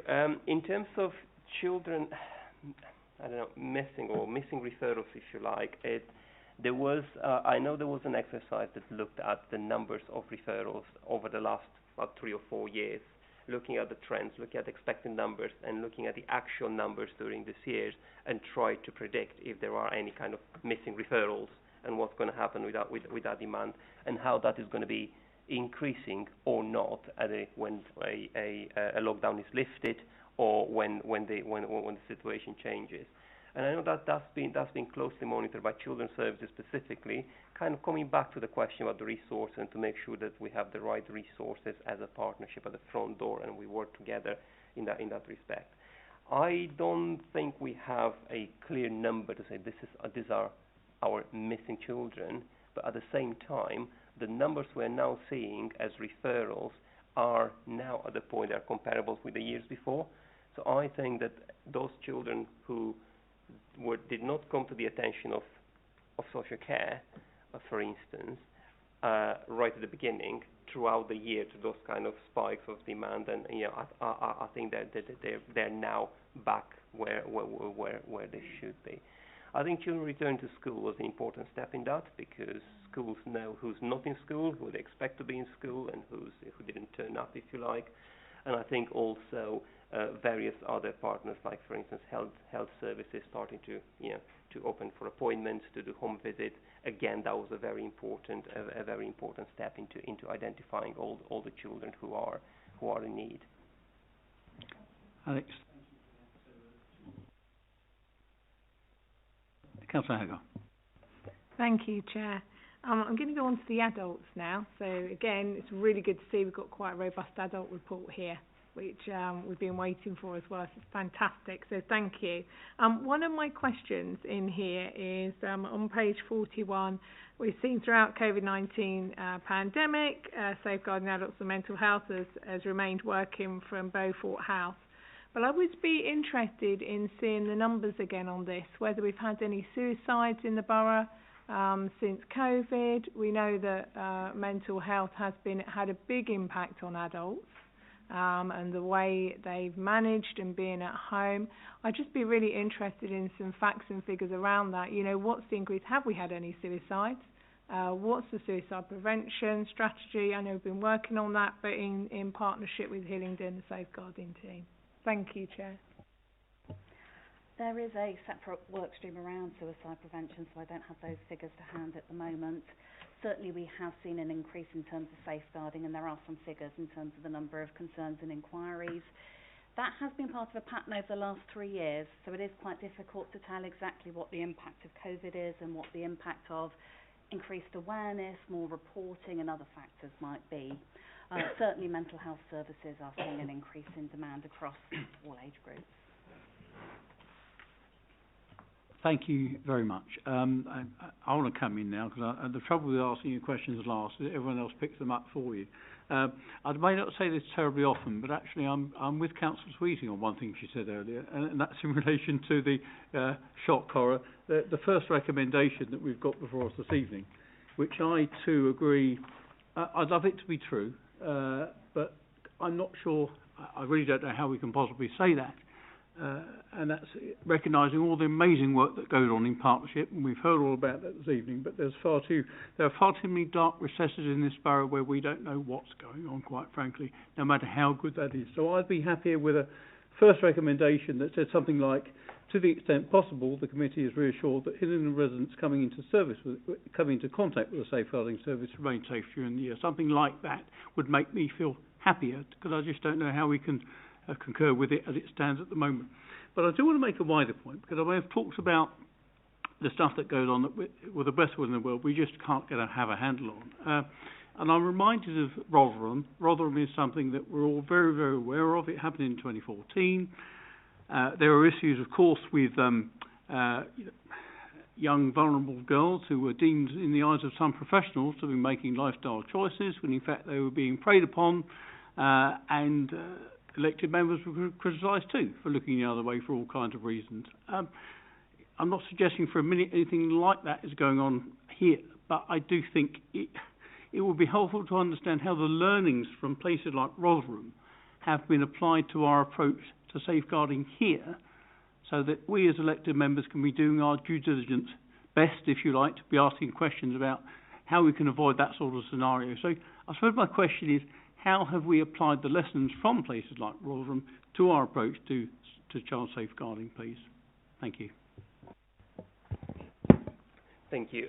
In terms of the learning, I think I already mentioned that in terms of how the learning is captured from both in national and local level, and how that is disseminated. And we had a conversation about how we measure impact of those actions and of that learning. In terms of events like national high national profile, or some not so high national profile, where obviously there is learning to be had about child exploitation and about child abuse. All those reviews of practice are captured through our various areas of practice, and especially through Practice Development Forum, who are looking at how that applies to us. Where are we? What are our policies? What are our practices in place to address that particular area? And if there is any learning that is actually that needs to be embedded. And that happens to when we're talking about child sexual exploitation, like it was in Rotherham, or we're talking about criminal exploitation, or we're talking about any other form of exploitation. If there is something that's published nationally, we're always going to be looking at it, we're always going to read it, and we're always going to be try to see if there's learning to be embedded. At the same time, the Working Together 2018 has introduced a national panel that reviews any case of concern across the country where there is a significant abuse against a child. And the national panel, they themselves are capturing any national teams, and they publish reports, and they publish national reports that are looking at what the impact of that abuse is, what the learnings are, and what each safeguarding partnership should be looking at within their own area to ensure that the practice is safe. So we are part of that, and we are gathering that feedback, and we are checking ourselves against both national recommendation and also local plans and local reviews of practice. Thank you for that. And you'll recall at corporate parenting last night, I put the question about absences of some of our looked after children. I wasn't going to push the point in that setting last night, but I suppose what I was driving at was there may be nothing untoward about these things at all. But my question is, how do we satisfy ourselves that there isn't anything darker going on behind the scenes, to the extent we can? And I guess through a multi-agency approach, how we're looking for signs of abuse, grooming, all kinds of other unpleasantries that go on. And I suppose I'm just looking for a bit of comfort around that. So can you help me with that, please? Sure. In terms of children, because this is about children who go missing, and it's about children who go missing, and when they return from being missing, they are offered a return home interview that is voluntary, and some of them might choose not to talk to the professionals about what happened, or maybe not to talk to them immediately after the return. They might talk to them later. I think probably there's two areas that I'll mention in this in a way of reassurance. One of them is that all the partnership members are trained to recognize signs of abuse. That everyone has to do the safeguarding level 1 training, and that is throughout health, education, police, social care, and many people have a very sort of high level of safeguarding training available and awareness available to them. So everyone is trained on how to recognize signs of abuse. Everyone is trained to spot those signs, and everyone should know what to do with those signs. The other thing that I will just mention, and again, I think it was in the Children's Service subject of this report, it's about the Access team and the Access program that we have in Children's Services in Hillingdon, and that is managed through the Youth Justice Service. Now, what the Access program does, and it's pretty unique to Hillingdon. It's quite an innovative program. It's now got some further funding through MOPAC. Is looking at capturing various pieces of information from the police, from social care, from schools, from other young people, and it's automatically getting mapped against various children, so you can actually have a whole a map of what's going on with the child, what happens to them, and who they're linked with, and it will flag any sort of connections like that. The board has as one of the priorities. It has the contextual safeguarding and high risk of and young people at high risk, and the strategic high risk panel, which meets every 3 months, is capturing all the teams that are coming through Access, all the teams and all the trends that are coming through various other forums like the operational high risk panel or various updates from children's services. And there is always that understanding, or we try to always have the awareness of what's going on in the borough, what are the pull factors, what's going on in various areas, and also to make sure that all the partners have access to that information, and everyone understands the signs of abuse, and they know what to do with that. I think one other thing to mention, the launch of the Stronger Families by Children's Services, and the launch of that early intervention approach that we talk in the report, I think will strengthen that even further by making sure that information is captured and it's addressed upstream before it becomes a safeguarding concern, and address those early signs of abuse, even more than doing now, by making sure that all the professionals identify them quickly, and all the professionals know how to approach those situations. Thank you very much for that, Alex. I needed to ask that question. Thank you for the answer. I'm looking around the room and no one else is indicating, so I'm going to sum up really and come to the recommendations, if that's okay. First of all, I'd say to Alex and Kate, please take away our thanks for the incredible work that does go on, and for all our challenging questions, and we have asked a few this evening. We do understand what you do. We know it's very difficult. We know it's resource intensive, but I do recognise, I think we all recognise, the strength of partnership, and partners are much more engaged than I remember them being, quite honestly, when I was involved, so that's a real positive. But I think the point's quite properly been made. The report reads well, but Councillor Cooper asked what I would call the so what question. Yeah, it reads beautifully, but actually what's the impact on the ground? So I think there is some presentational feedback about what's in the report. I think we could do more to highlight some of those real benefits and some of the value that's being added in terms of safeguarding people. I think my late grandfather used to say to me, "Don't hide your light under a bushel," and I think it's an opportunity for you really to just bring that out a little bit, because we know good stuff's going on, but we need to see it perhaps a little more clearly than we are at the moment. But I would nevertheless like to thank you for everything that you do. Do take away our thanks. I did suggest a slight rewording of the first recommendation for the reasons that I've explained. I don't know if you all captured that, or if Anisha's captured it. Do you want me to repeat it? Okay, Anisha does. So what I'm saying is, to the extent possible, first recommendation, the committee is reassured that Hillingdon residents coming into contact with the safeguarding service remain safe during the year. Are we happy with that as a reworked first recommendation? And other than that, I'll move the second and third recommendation at the same time.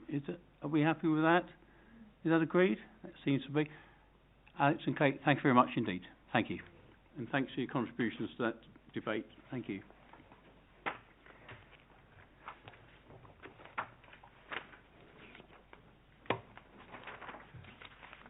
Okay, so we'll move on then to our next agenda item, which is the review of assisted living technology. I'm going to set the scene a little bit here before I hand over to Darren, really just for a bit of context. So members will recall, following our agreement of the scoping report at our last meeting, this being our major review, of course, this really is the first of our witness sessions in which officers are putting forward some very useful background and context in terms of what alternative living technology actually is, and the opportunities across a very wide range of services and service users. There are examples within the report setting out areas of explanation which I think really brings to light those opportunities, and I think we can harness those in support of our health and social care objectives, so I'm really keen that we look at those. Darren in a minute is going to present to us an action plan which is designed to dovetail with and complement our witness sessions to come with service users, providers and external partners. And also Darren, I think, is going to articulate our plan for the next 2 witness sessions at the same time, starting in September, which we discussed at the last meeting. Now, I will just say that we spoke about doing a visit to an extra care provision and a supported living unit as well during the month of August. Now, I see people thinking, how on earth will we manage that? I think we should try if we can. We won't all get there, frankly, but if some of us at least can get to perhaps Grassley or Parkview and the supported living unit, we'll see a bit of a range of what's out there, what's working, what service users' experiences are, perhaps what the opportunities are, and we can hear from providers too. So I'm going to suggest that we do that with people's agreement, and perhaps Anisha can pick up the rather tricky task of coming up with one, two dates, if that's okay. So I'm going to kind of put it out there now, if that's okay.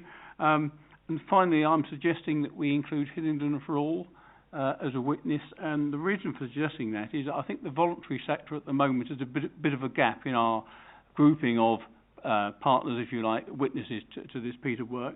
Hillingdon for All, after all, do the patient activation measure, which is in fact how we gauge the capacity of older people to work with assistive technology. So I think their insights would be very valuable as part of the work that we're doing here. So I'm going to suggest, Darren, we spoke about it earlier, that we try and pick Hillingdon for All up as part of one of our witness sessions. So I hope I've set the scene a little bit for you. Do please proceed, and we'll see what comments and questions we've got at the end. Thank you. Thank you, Chair.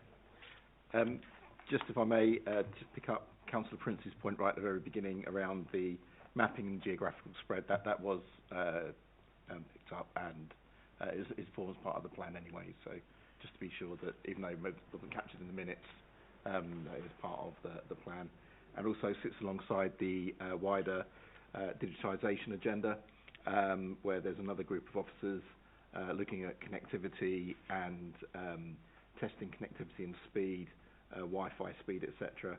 And it's known that there are some dark spots in the borough, so we can perhaps see if there's any correlation between those connectivity issues and the current usage of ALT. So just thought I'd address that point at the beginning.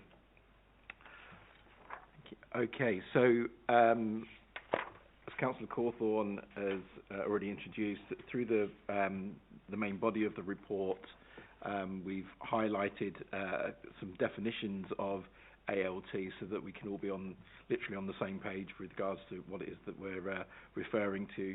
As you can see, a number of different bodies have slightly different definitions of ALT, but the basis being a range of equipment, technology that supports people to live independently and have greater control over their health and well-being. So slight variations on that depending on the different bodies, but that would tend to be the basis of ALT. Further parts of the report set out the demographics by age and some of the other slightly more targeted issues, such as various health conditions, such as strokes, etc. The reason why we've included that, as well as seeing the total population and demographic by age, by then highlighting in particular strokes where there may well be the long-standing health condition associated with those, which again could be supported by ALT. The gender split. Apologies, with regards to the dementia, I don't know if it was a formatting issue, but I've put in the comments that there would also be a gender split, but it doesn't appear to have printed out on the page. But apart from the 70-74 age band, where it's approximately 3% for both men and women, larger proportion of women at the 1885 age group, 11.7% of women as opposed to 10.3% of men, and 85 plus 20.2% of women as opposed to 15.1% of men are projected to have or be impacted by dementia at those age groups. So apologies for that, it should have been on that table. Again, looking at financial projections, which again are being revised as part of across all local authorities. So again, our projection has been revised slightly down, but again, we're still seeing increases in population. and again, with people living for longer with much more complex needs, could then increase the demand for ALT. The next section of the report then covers the current offering. Primarily at the moment, it is the traditional, inverted commas, telecare offer, which I think most people are aware of, the pendants, etc., and call buttons. And there's data there regarding the current users and the levels. You can see the majority of the users are in levels 1 and 2. There's a description of the levels at the bottom of page 73 of the report, turning over to 74. And again, it varies on the whether it be the standard level of response or enhanced levels. Next, again, it's just showing our current usage, the description of extra care. Councillor Corthorne's already made reference to Grassy Meadow and Parkview Court. These were new extra care facilities developed, and as part of that development, ALT was designed in. Again, predominantly telecare based, but we do have the examples there of the, this is where I'm going to mispronounce it, the Tovatafel, but I just always refer to it as the magic tables, which again are in both units. And we mentioned in the scoping report that as well as the council-based provision, we would look at how some of our delivery partners in the authority are using ALT, and as such, whether that be in care homes, supported living, and the day centres. And as part of our mapping exercise, we will use our current channels of communication with through the provider forums for a general mapping and discussion around how they're using ALT. And for those providers where they're managed through supply relationship management, contract management, again, we'll use that as part of our partnership working, because that's the approach that we take with our contracted suppliers, very much a case of a two-way partnership rather than just a straight commissioner and provider relationship. So if they see developments in the marketplace and they feel that their service could be enhanced, then we want them to feel free to actually raise it with us. So we work very much on a partnership basis. With regards to digital participation and wellbeing, again, we've got the magic tables, and as you can see in libraries as well, to look at that. And then further on page 75, some examples of the other services that are currently available or that we're aware of being used in the borough. One of the issues, one of the impacts of technology is how it transfers from setting to setting. So something that may have been developed for use in one particular sector, then a provider will come in and develop it so it can be transferred to another sector. And I think things like the Alexa is an example of that. So most people are aware of what one is, but could it be used as a way of delivering care and support? And now it's, you know, those mainstream, whether it be a Ring doorbell, for example, something of that nature, it can now be used for, you know, much wider uses than just those that we would traditionally feel. So again, what this means is there's an increase in the number of providers entering the market all the time as they see an opportunity to diversify their product range.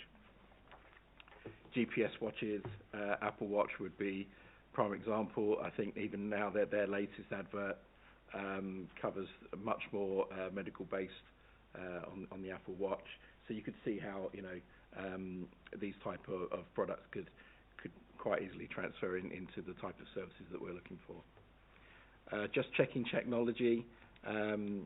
Again, I won't just read out what's in the report there, but again, as we've seen from wireless sensors that can then alert both inactivity and also if a door, for example, has been open for longer than normally be expected, and that can then trigger an alert call to either the next of kin or a support service.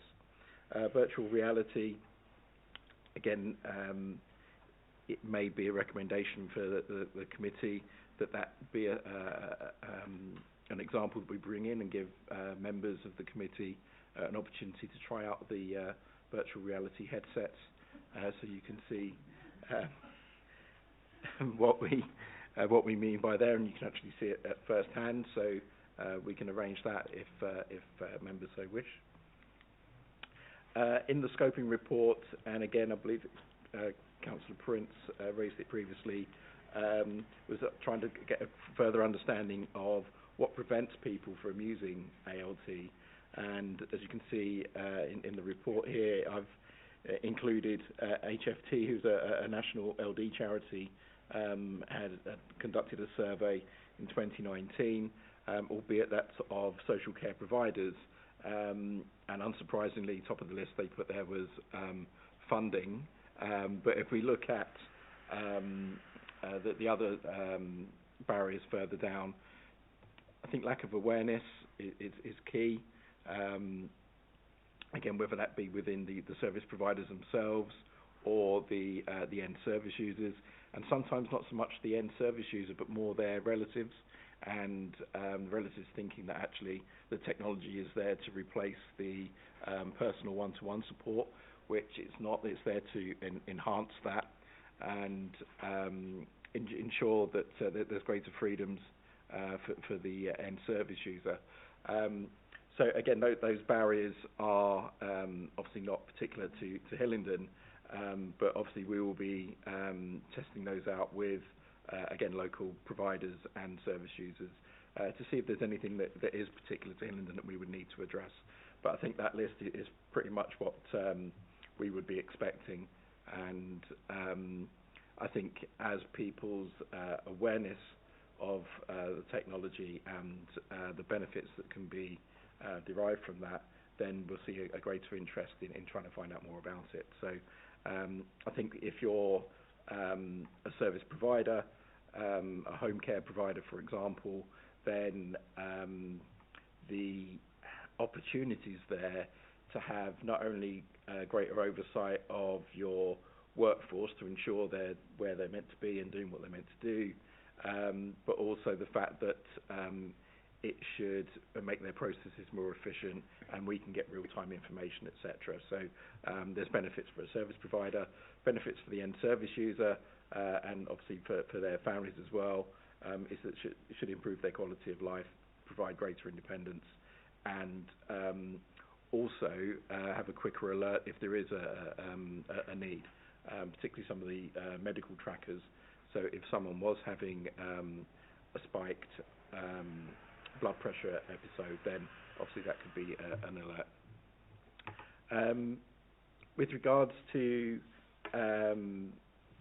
any sort of barriers to the technology with regards to safeguarding, etc., and how I think hacking gets a lot of publicity, then again that's something that we would address with safety controls. And one of the exercises that we'll be undertaking, and again it's in the action plan, will be the wider market scoping and talking to the technology providers to find out how they're looking to enter the market and the services that are currently available. So in order to move forward with the project, you can see on page 78, I've just drafted an action plan for the committee to consider and hopefully ratify. Then, as I say, our core offer at the moment is primarily based around telecare, and what we'll be looking to do is review the full range of services through that offer. And as I say, the technology has moved on, and whether there's any additional kit that would interface with our current service provision, and whether that be through the existing provider or through potential providers, and the implications of that.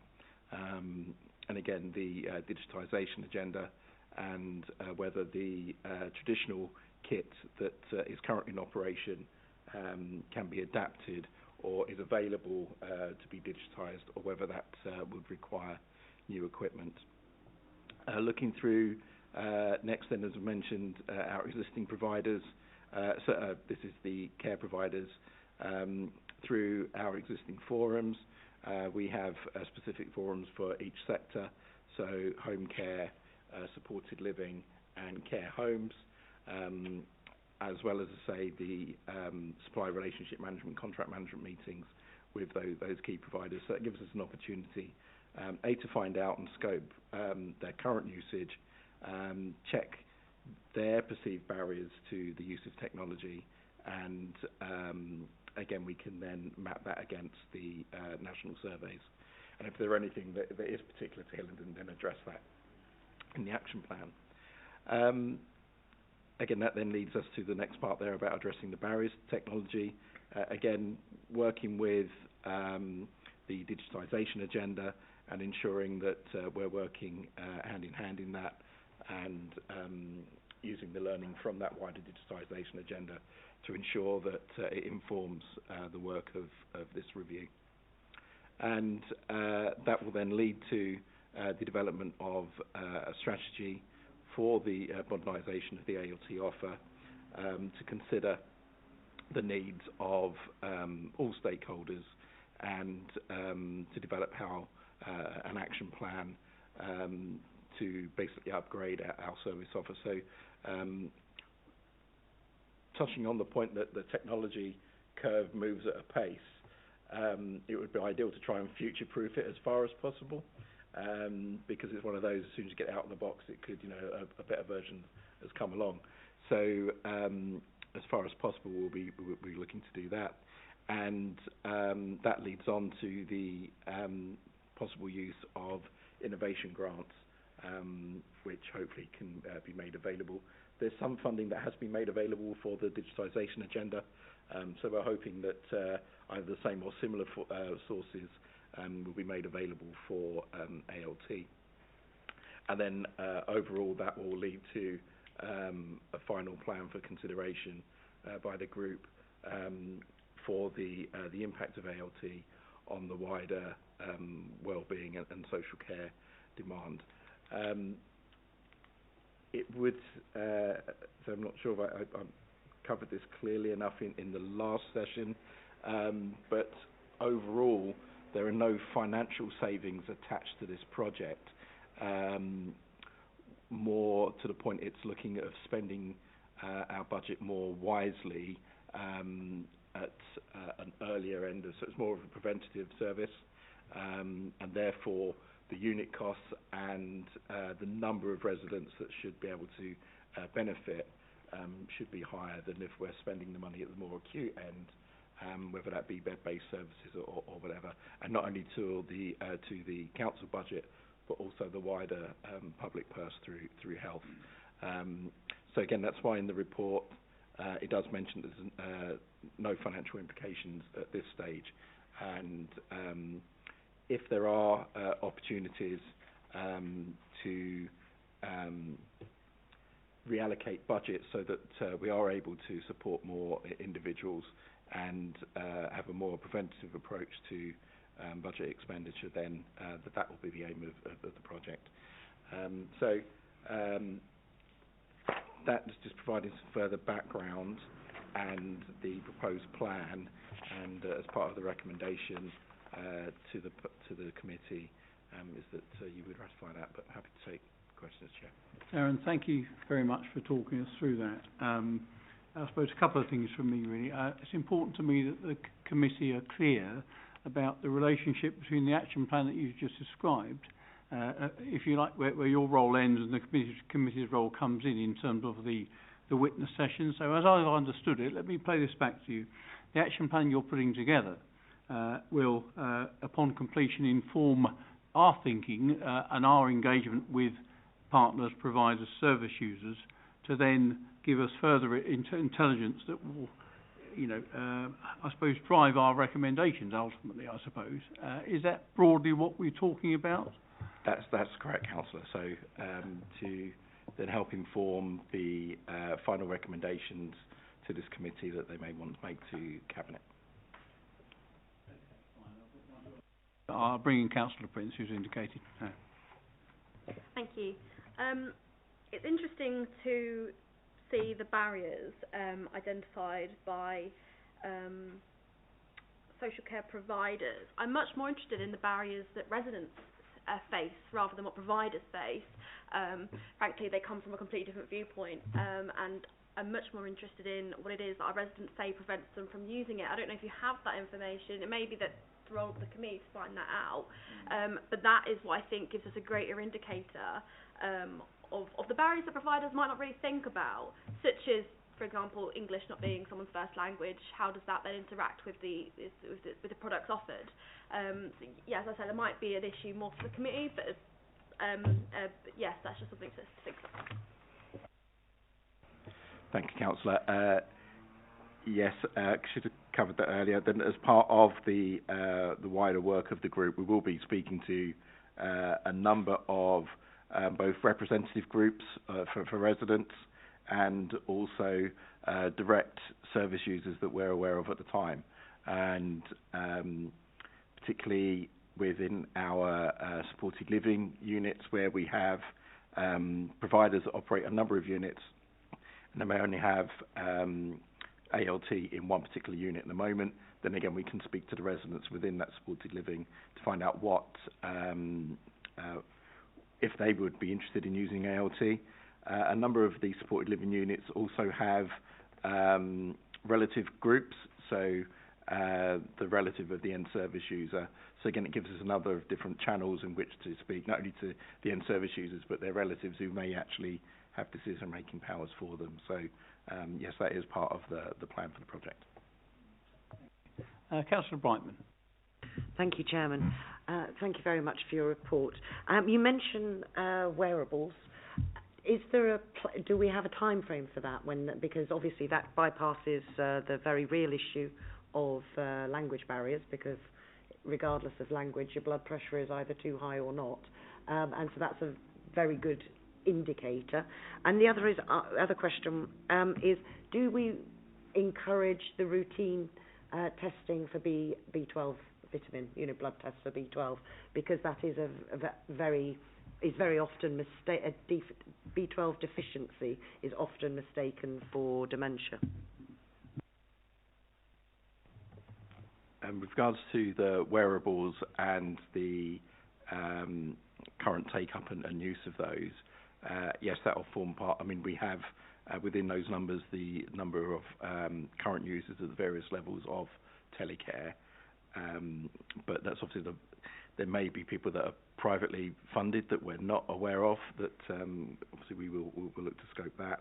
I think more with the wearables and the pendants as such, people are more aware of the trip and fall side of that, and the fact that they'll have the panic alarm. But the medical wearables that I made reference to, again, they're part of the new technology developments that we'll be looking to ascertain their suitability with the other services and systems that we've got in place at the moment, or indeed whether we would need adaptations. But yeah, that's definitely part of the wider scoping. As I say, it's a wide-ranging subject with a whole list of different types of technology, whether it be medical-based or even just sensors to see whether someone has opened their fridge lately, etc., etc. So every day we're thinking of something new that we can add to it. But again, those broad themes of whether it be a sort of a just checking exercise or medical assistance or medical monitoring will all form part of the themes that we'll be looking into further. And sorry, to the question about P12, the honest answer is I don't know. I'll have to come back to you on that. Thank you. The main reason I ask is it's something that I've come across in the community quite often, that people think they're beginning to get dementia, and you say, well, check with your GP to do a blood test for B12, and it's very common in elderly females that their ability to absorb B12 via the stomach is not the same as it is in younger women. So it's, and as there seems to be a lot more women with dementia than men, it's worth checking it out, because that's one thing that can keep them out of the need for support. Thank you. I've made a note of that to follow up on. Thank you. Thanks for that insight, Councillor Brightman. Thank you. Councillor McQuarrie. Thank you, Chairman. My question is following on from Councillor Prince's about feedback from service users.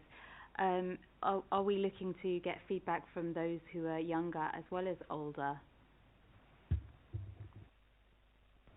Yes, it's full range. Part of the issue, or one of the issues that we raised in the scoping report, is the fact that ALT, although traditionally thought to be for elder residents, it does have an impact on younger service users as well, and their families.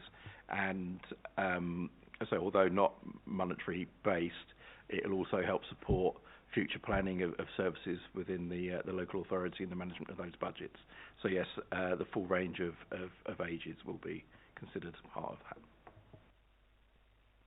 Yeah, thank you. And then just following on from that, when we're looking at and exploring the new technology available, are we also looking at technology that's suitable for all ages then, or are we focused on one area in specific?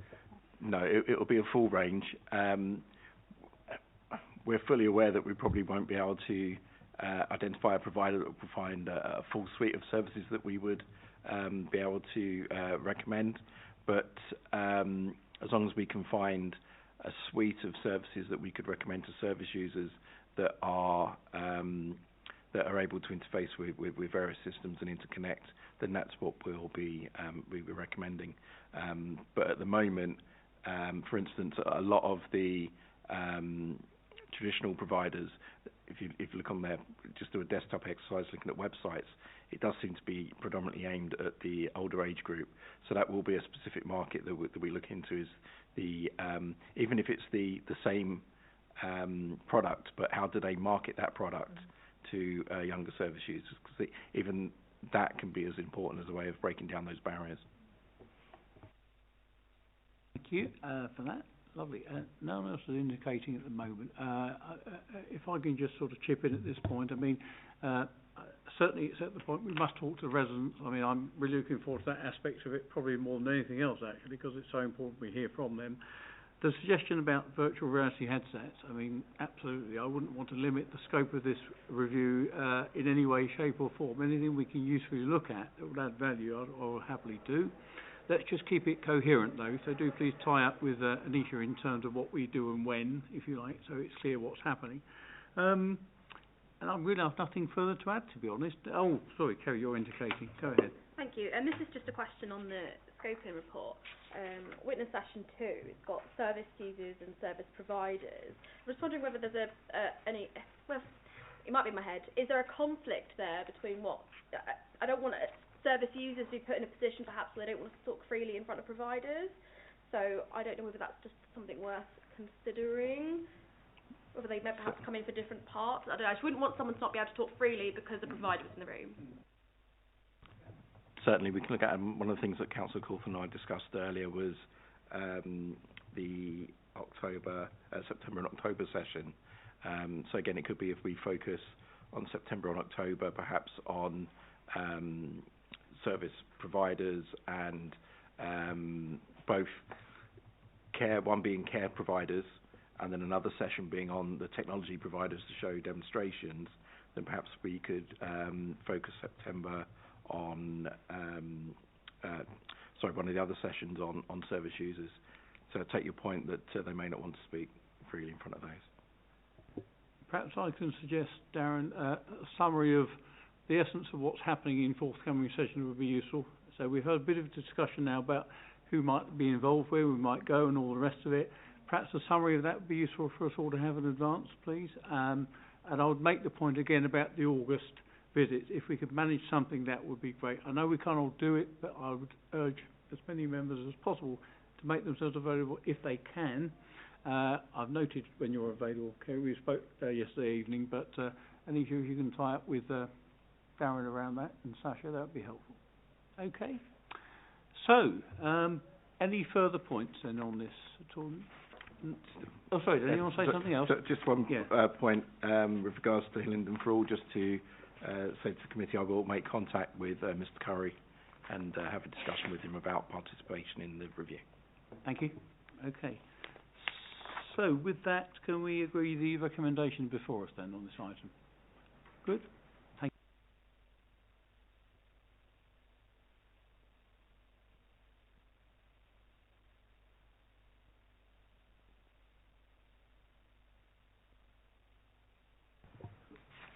you. Right. Thanks, host. Moving on then to agenda item 8, which is the budget planning report for services within the remit of Families, Health and Wellbeing Select Committee, and we've got Ian Waters to talk us through this. So over to you, Ian. Thank you. Cool. Thank you, Chairman, and thank you, Committee, for your time this evening. So this is the first of the 2 regular finance updates on the budget setting process for the forthcoming year. Tonight I'm here to run through the broader financial context in which the Council will be setting its 2022-23 budget, and I have to apologise now, I'm struggling with the number of 20s we've got in years at the minute, so if I lose track, we do know what the figures are, it's just the years we can't say. So yes. And we'll be back in myself and most likely joined by colleagues from the finance team supporting specific services within the committee's remit. We'll be back at the January meeting to present the Cabinet's budget proposals, which will have been agreed at the previous Cabinet meeting, and if you take questions from the committee on the detail of those proposals at that time. I'm not going to read through the report or anything just now, but I just wanted to highlight a couple of areas initially. The first 2 around the general fund budget, and then I briefly wanted to mention the schools budget, given the scale of the challenges we face in that area. In terms of the Council's general fund budget, so going into the 22-23 financial year, we are dealing with what we'd sort of normally see as our normal structural budget gap, whereby the funding that we receive for services doesn't necessarily grow at the same rate as the demand for those services.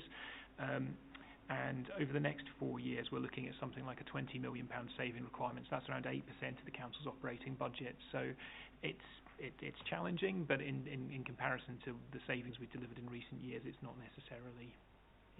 If we delivered savings at the same rate as we have done over the last 4 years, we would be able to meet that level of challenge. The additional factor feeding into this year's budget setting process, of course, is the COVID-19 pandemic. Our latest forecast to the end of the current financial year are that the Council will have had around £48 million of pressures across its general fund budgets throughout the last financial year and the 21-22 financial year that we're, I suppose I was going to say we're just beginning, but we're further into it than I'm thinking at this point in the year. Of that 48 million, around £32 million worth of pressures were in the old financial year, and we're projecting around £16 million worth of pressures in the new financial year. I suppose the falling level of pressures that we're seeing there mainly relate to things like where we've got sales fees and charges income, which was depressed last year while a lot of council services were closed and while town centres were shut. So things like parking, we're seeing less demand. Obviously those are starting to return to normal, and we expect that ultimately most areas will recover to a great extent as the previous sort of budget performance once we're around the other end of COVID-19. Social care demand across both adults and children represents a significant part of the COVID-19 pressures, and this is the area where we can see that demand sort of lasting beyond the current financial year to a more sort of material extent. We're continuing to closely monitor that, and we're engaging with partners and seeking to, as much as possible, identify sort of government intentions in this area, because as this is a national challenge, we would expect some level of funding to come through from central government to support the council should those cost pressures continue. In terms of government funding for COVID-19, I should just mention that our pressures to the end of the current financial year will be fully funded by government grants that we already have. So the pressures we're forecasting, we've already received the grant funding to cover those to the end of the current financial year. And in addition, the council set aside £10 million from its own reserves in a specific COVID reserve to manage any ultimate shortfall in that funding without impacting on the broader budget strategy. That was all I was going to say on the general fund budget position. In terms of the dedicated schools grant, as the committee will be aware, this is an area where we've seen sustained pressures in effect dating back to the expansion of the service offer around high needs that followed the sort of 2014 Children's and Families Act, whereby funding hasn't kept pace with that change in demand. The Council is working on development of a deficit recovery plan with support from the Department for Education, and we'll expect that to feed into the budget setting process over the rest of the financial year.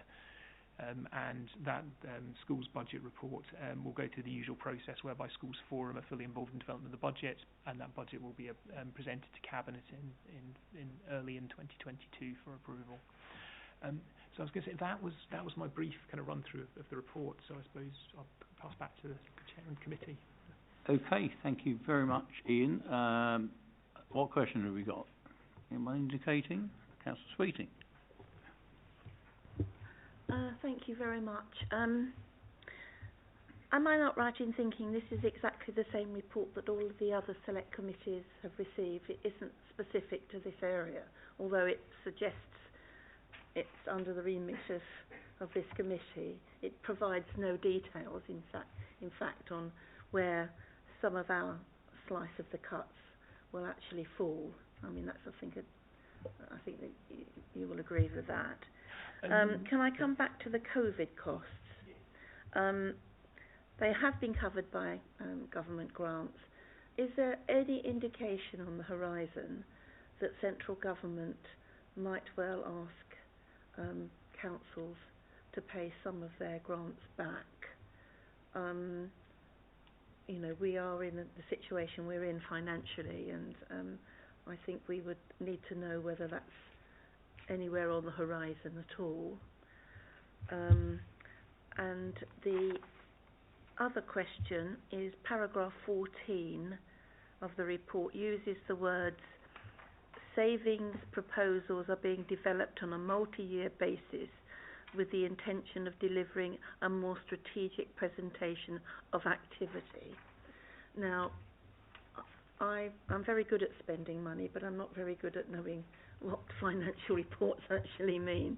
Could you provide us with the layman's version of that, please? Yes, of course. So I'll run through in order. So yes, so is the report, the content of the report that we're presenting to the select committees this month is the same, but at this point in the budget cycle, we're sort of presenting the overarching financial context in which the budget is being set, and the authority sets a single budget, so therefore it's the same context. Although I do appreciate if there are any questions relating to services within the committee's remit, I'm happy to take those away and feedback as necessary. In terms of COVID-19 grants, within our broader list of grants that we receive from government, some of them are sort of technically ring-fenced and therefore have potential repayment clauses in them. However, those grants, in the main, we are spending, and we've evidenced spend, and therefore we've met criteria. So there's no mechanism by which government would claw that back.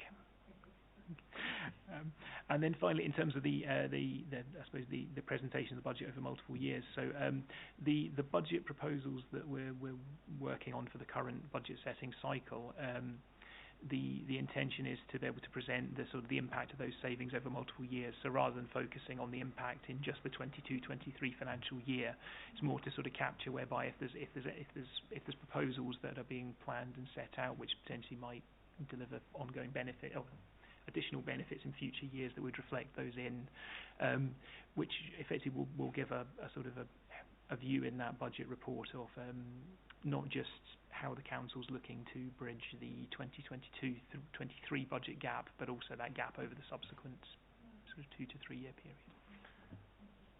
Mr. Little. Thank you. I want to refer to the deficit recovery plan for these special education needs.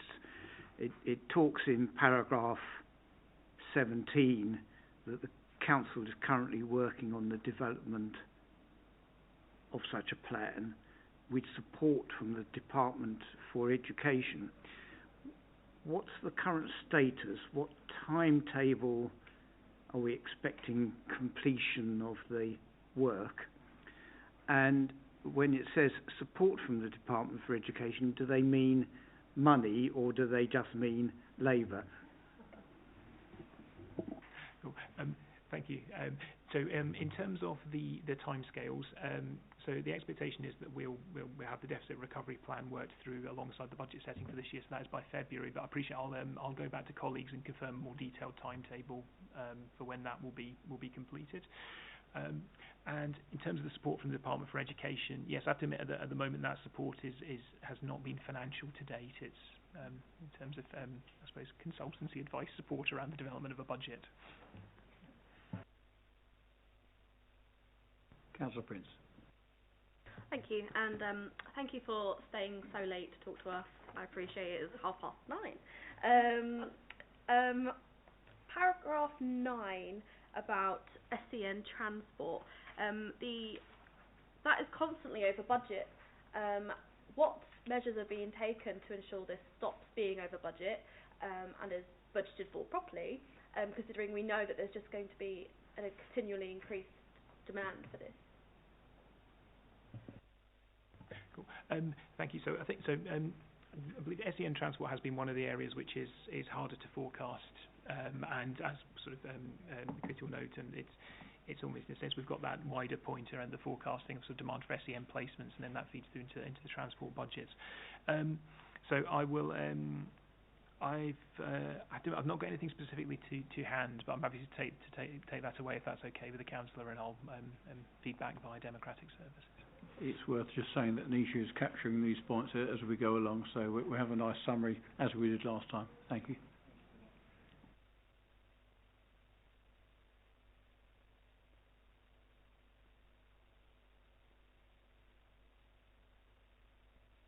Thank you. I've done well so far this evening, haven't I? But never mind. Councillor Sweeting's right again. I mean, the report in this instance is similar, very much the same as those going to other select committees. But I think at this stage of the year, we would expect this corporate context. There's much in the report that we can recognise within our own service areas. If you look at the reports we get earlier this evening, we're aware of the sort of things that are coming up with special educational needs and so forth. And of course, service transformation has factored very much in social care budgets over the years, and I've had a lot to do with that, of course, in my other roles. So in January, we'll have a lot more meat on the bone, really, to get our teeth into. This is being worked up at the moment, so I suppose this is probably as much as we can expect for now. We can always ask for further information, and of course we are doing that. So with that, if there's nothing else to be asked or said, I will move the recommendation. Is that agreed? Mm-hmm. Thank you very much indeed. Thank you very much.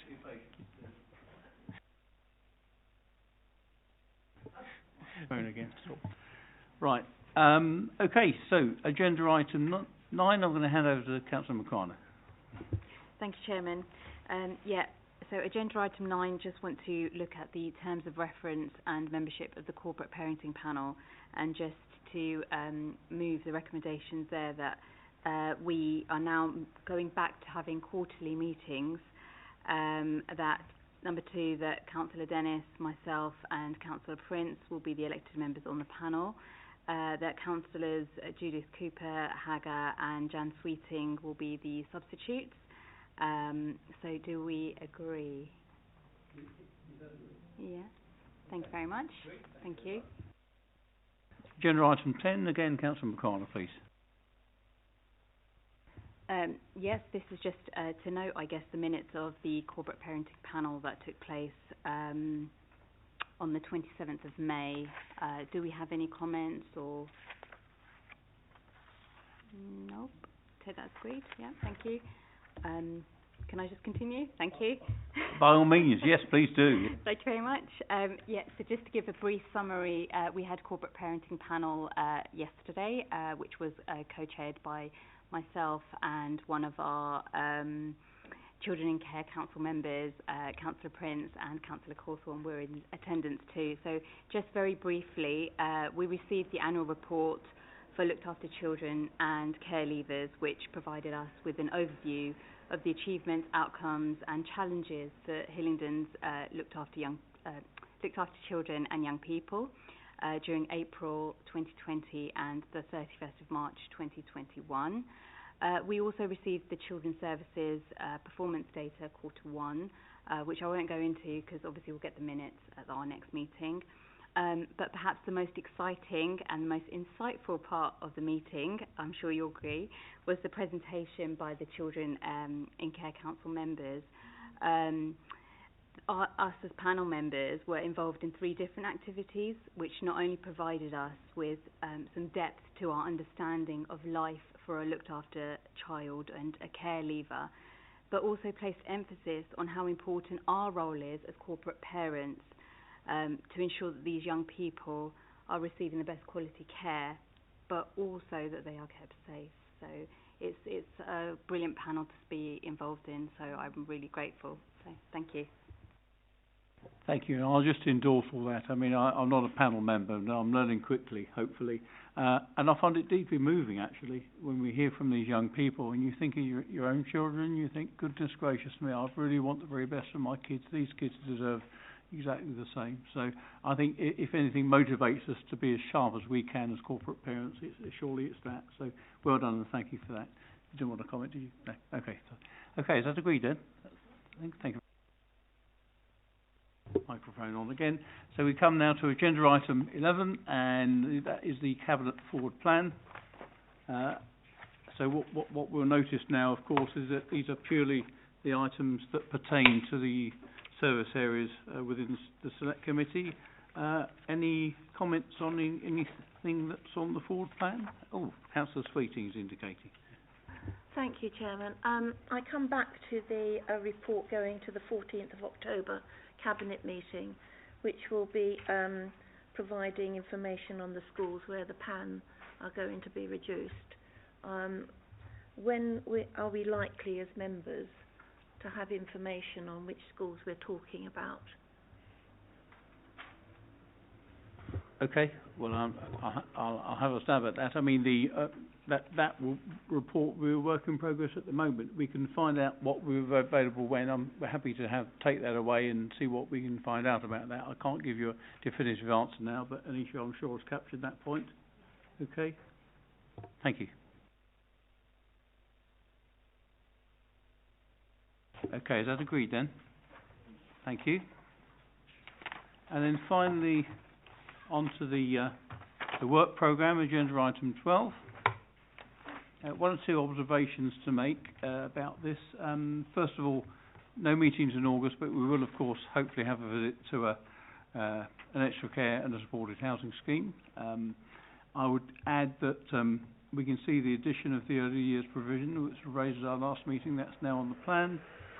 I think there's one item that's being moved, and that is the promoting healthy lifestyles, sport and physical activity. And the reason for that is that a new strategy is being put together, and that's underway now, starting in August. That will be completed in December, so that won't be ready until early in the new year, I'm afraid. So that will need to move.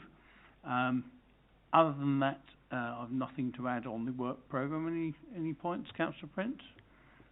I just want to comment on the access to EHCPs for children with SEND that's coming to the September meeting. Yeah, okay. And just to stress how much detail I think we need on that. And that we need as much information as that's possible to get a real lay of the land, even if it has to be part 2, to make sure that we are fully informed and that we know what we're talking about. Yes, I mean, I'll share publicly our discussion that took place privately yesterday. I mean, we have been asked, if you like, to give a steer in terms of what it is we're looking for. This is an area that we looked at very much as part of the autism review, which kind of predated me. So my first meeting, we were looking at some of the outputs of that, and certainly access to ECHPs and ongoing service delivery were matters that did feature there. We did hear from Vic from Hasrani earlier in the year, yes it was, probably March, April, to talk about the improvements that we'd seen, but I'd certainly want to see that those improvements were sustained. I would want to understand how the work with children, the Children's Disability Service is providing the preventative support that's necessary. I'd want to understand where there are gaps. So as per our discussion yesterday, Kerry, what I will do is I'll send you my thinking in terms of what we need. I would welcome your thoughts on that, and I'm sure Anisha would appreciate having that back from both of us so we can get the most out of that discussion in September. So I hope that helps. I will share that with you. Yes, please. Just as a follow-on from that, and it might well need to be, as Kerry said, a part 2. Can we just have an audit of the schools, and maintained schools and academy schools, with the numbers of children in each of those schools with education, health and care plans? Because I have been advised that one school has got 41% of its children with that category, and they're quite a small school, but have actually a huge amount of children that have these very special needs. And some of the children are waiting to have the placements in a special school. And because there's the pressure on special school places in the borough, as well as out-borough places, it's almost as if they're in a waiting room. And not only is this not good for the children that have got education and health plans and their parents, but also it has a tremendous impact on the school role generally, and especially if we're talking about budgets being stretched. And so I think it will need to be a part 2, but it is of concern to me that some primary schools that have got unfilled places, because they're the ones that have got the places, and you've got extra children in the area that have got needs. It's those schools that are having more and more children coming into their schools because they're the places, they've got unfilled places, but they've got needs that the schools are beginning to find overwhelming. Yes, and I've captured that as you've been talking. So I think we'll feed that in. We'll let officers advise us what needs to be part 1 and part 2, and we'll take it. We'll take the advice we get from them. Okay, thank you. So, sorry, you indicated again, Councillor Sweeting. There is the other issue, and that is youth services, which is on our work plan, and it's now going to be in February. We've been asking for this, my previous life, for 3.5 years. And we've now got a plan coming, and I would like, please, to have information on the capacity of our youth centres and how many hours per week our youth centres are actually delivering any services at all. And could we also have an item on the budgets of our youth centres? Because what I'm finding is some very hard to reach young people have not been able to be accommodated in our youth centres because the hours have been reduced so much. Again, we've captured that. Let's see what advice we get around that. No officer present to advise on that now. Thank you very much indeed. Are we done on the forward plan? Are we happy now? Good. That's good. Can I say thank you, everyone, for your contributions this evening? It's been quite a long evening, but we've had a good debate around some of these issues, and that's our job at the end of the day, so it's important we do give these things a good airing, and I think we've done well this evening. So thanks for your contribution. And look forward to seeing you hopefully in August at a grassy meadow or somewhere like that, and then in September. Thank you very much. Thank you.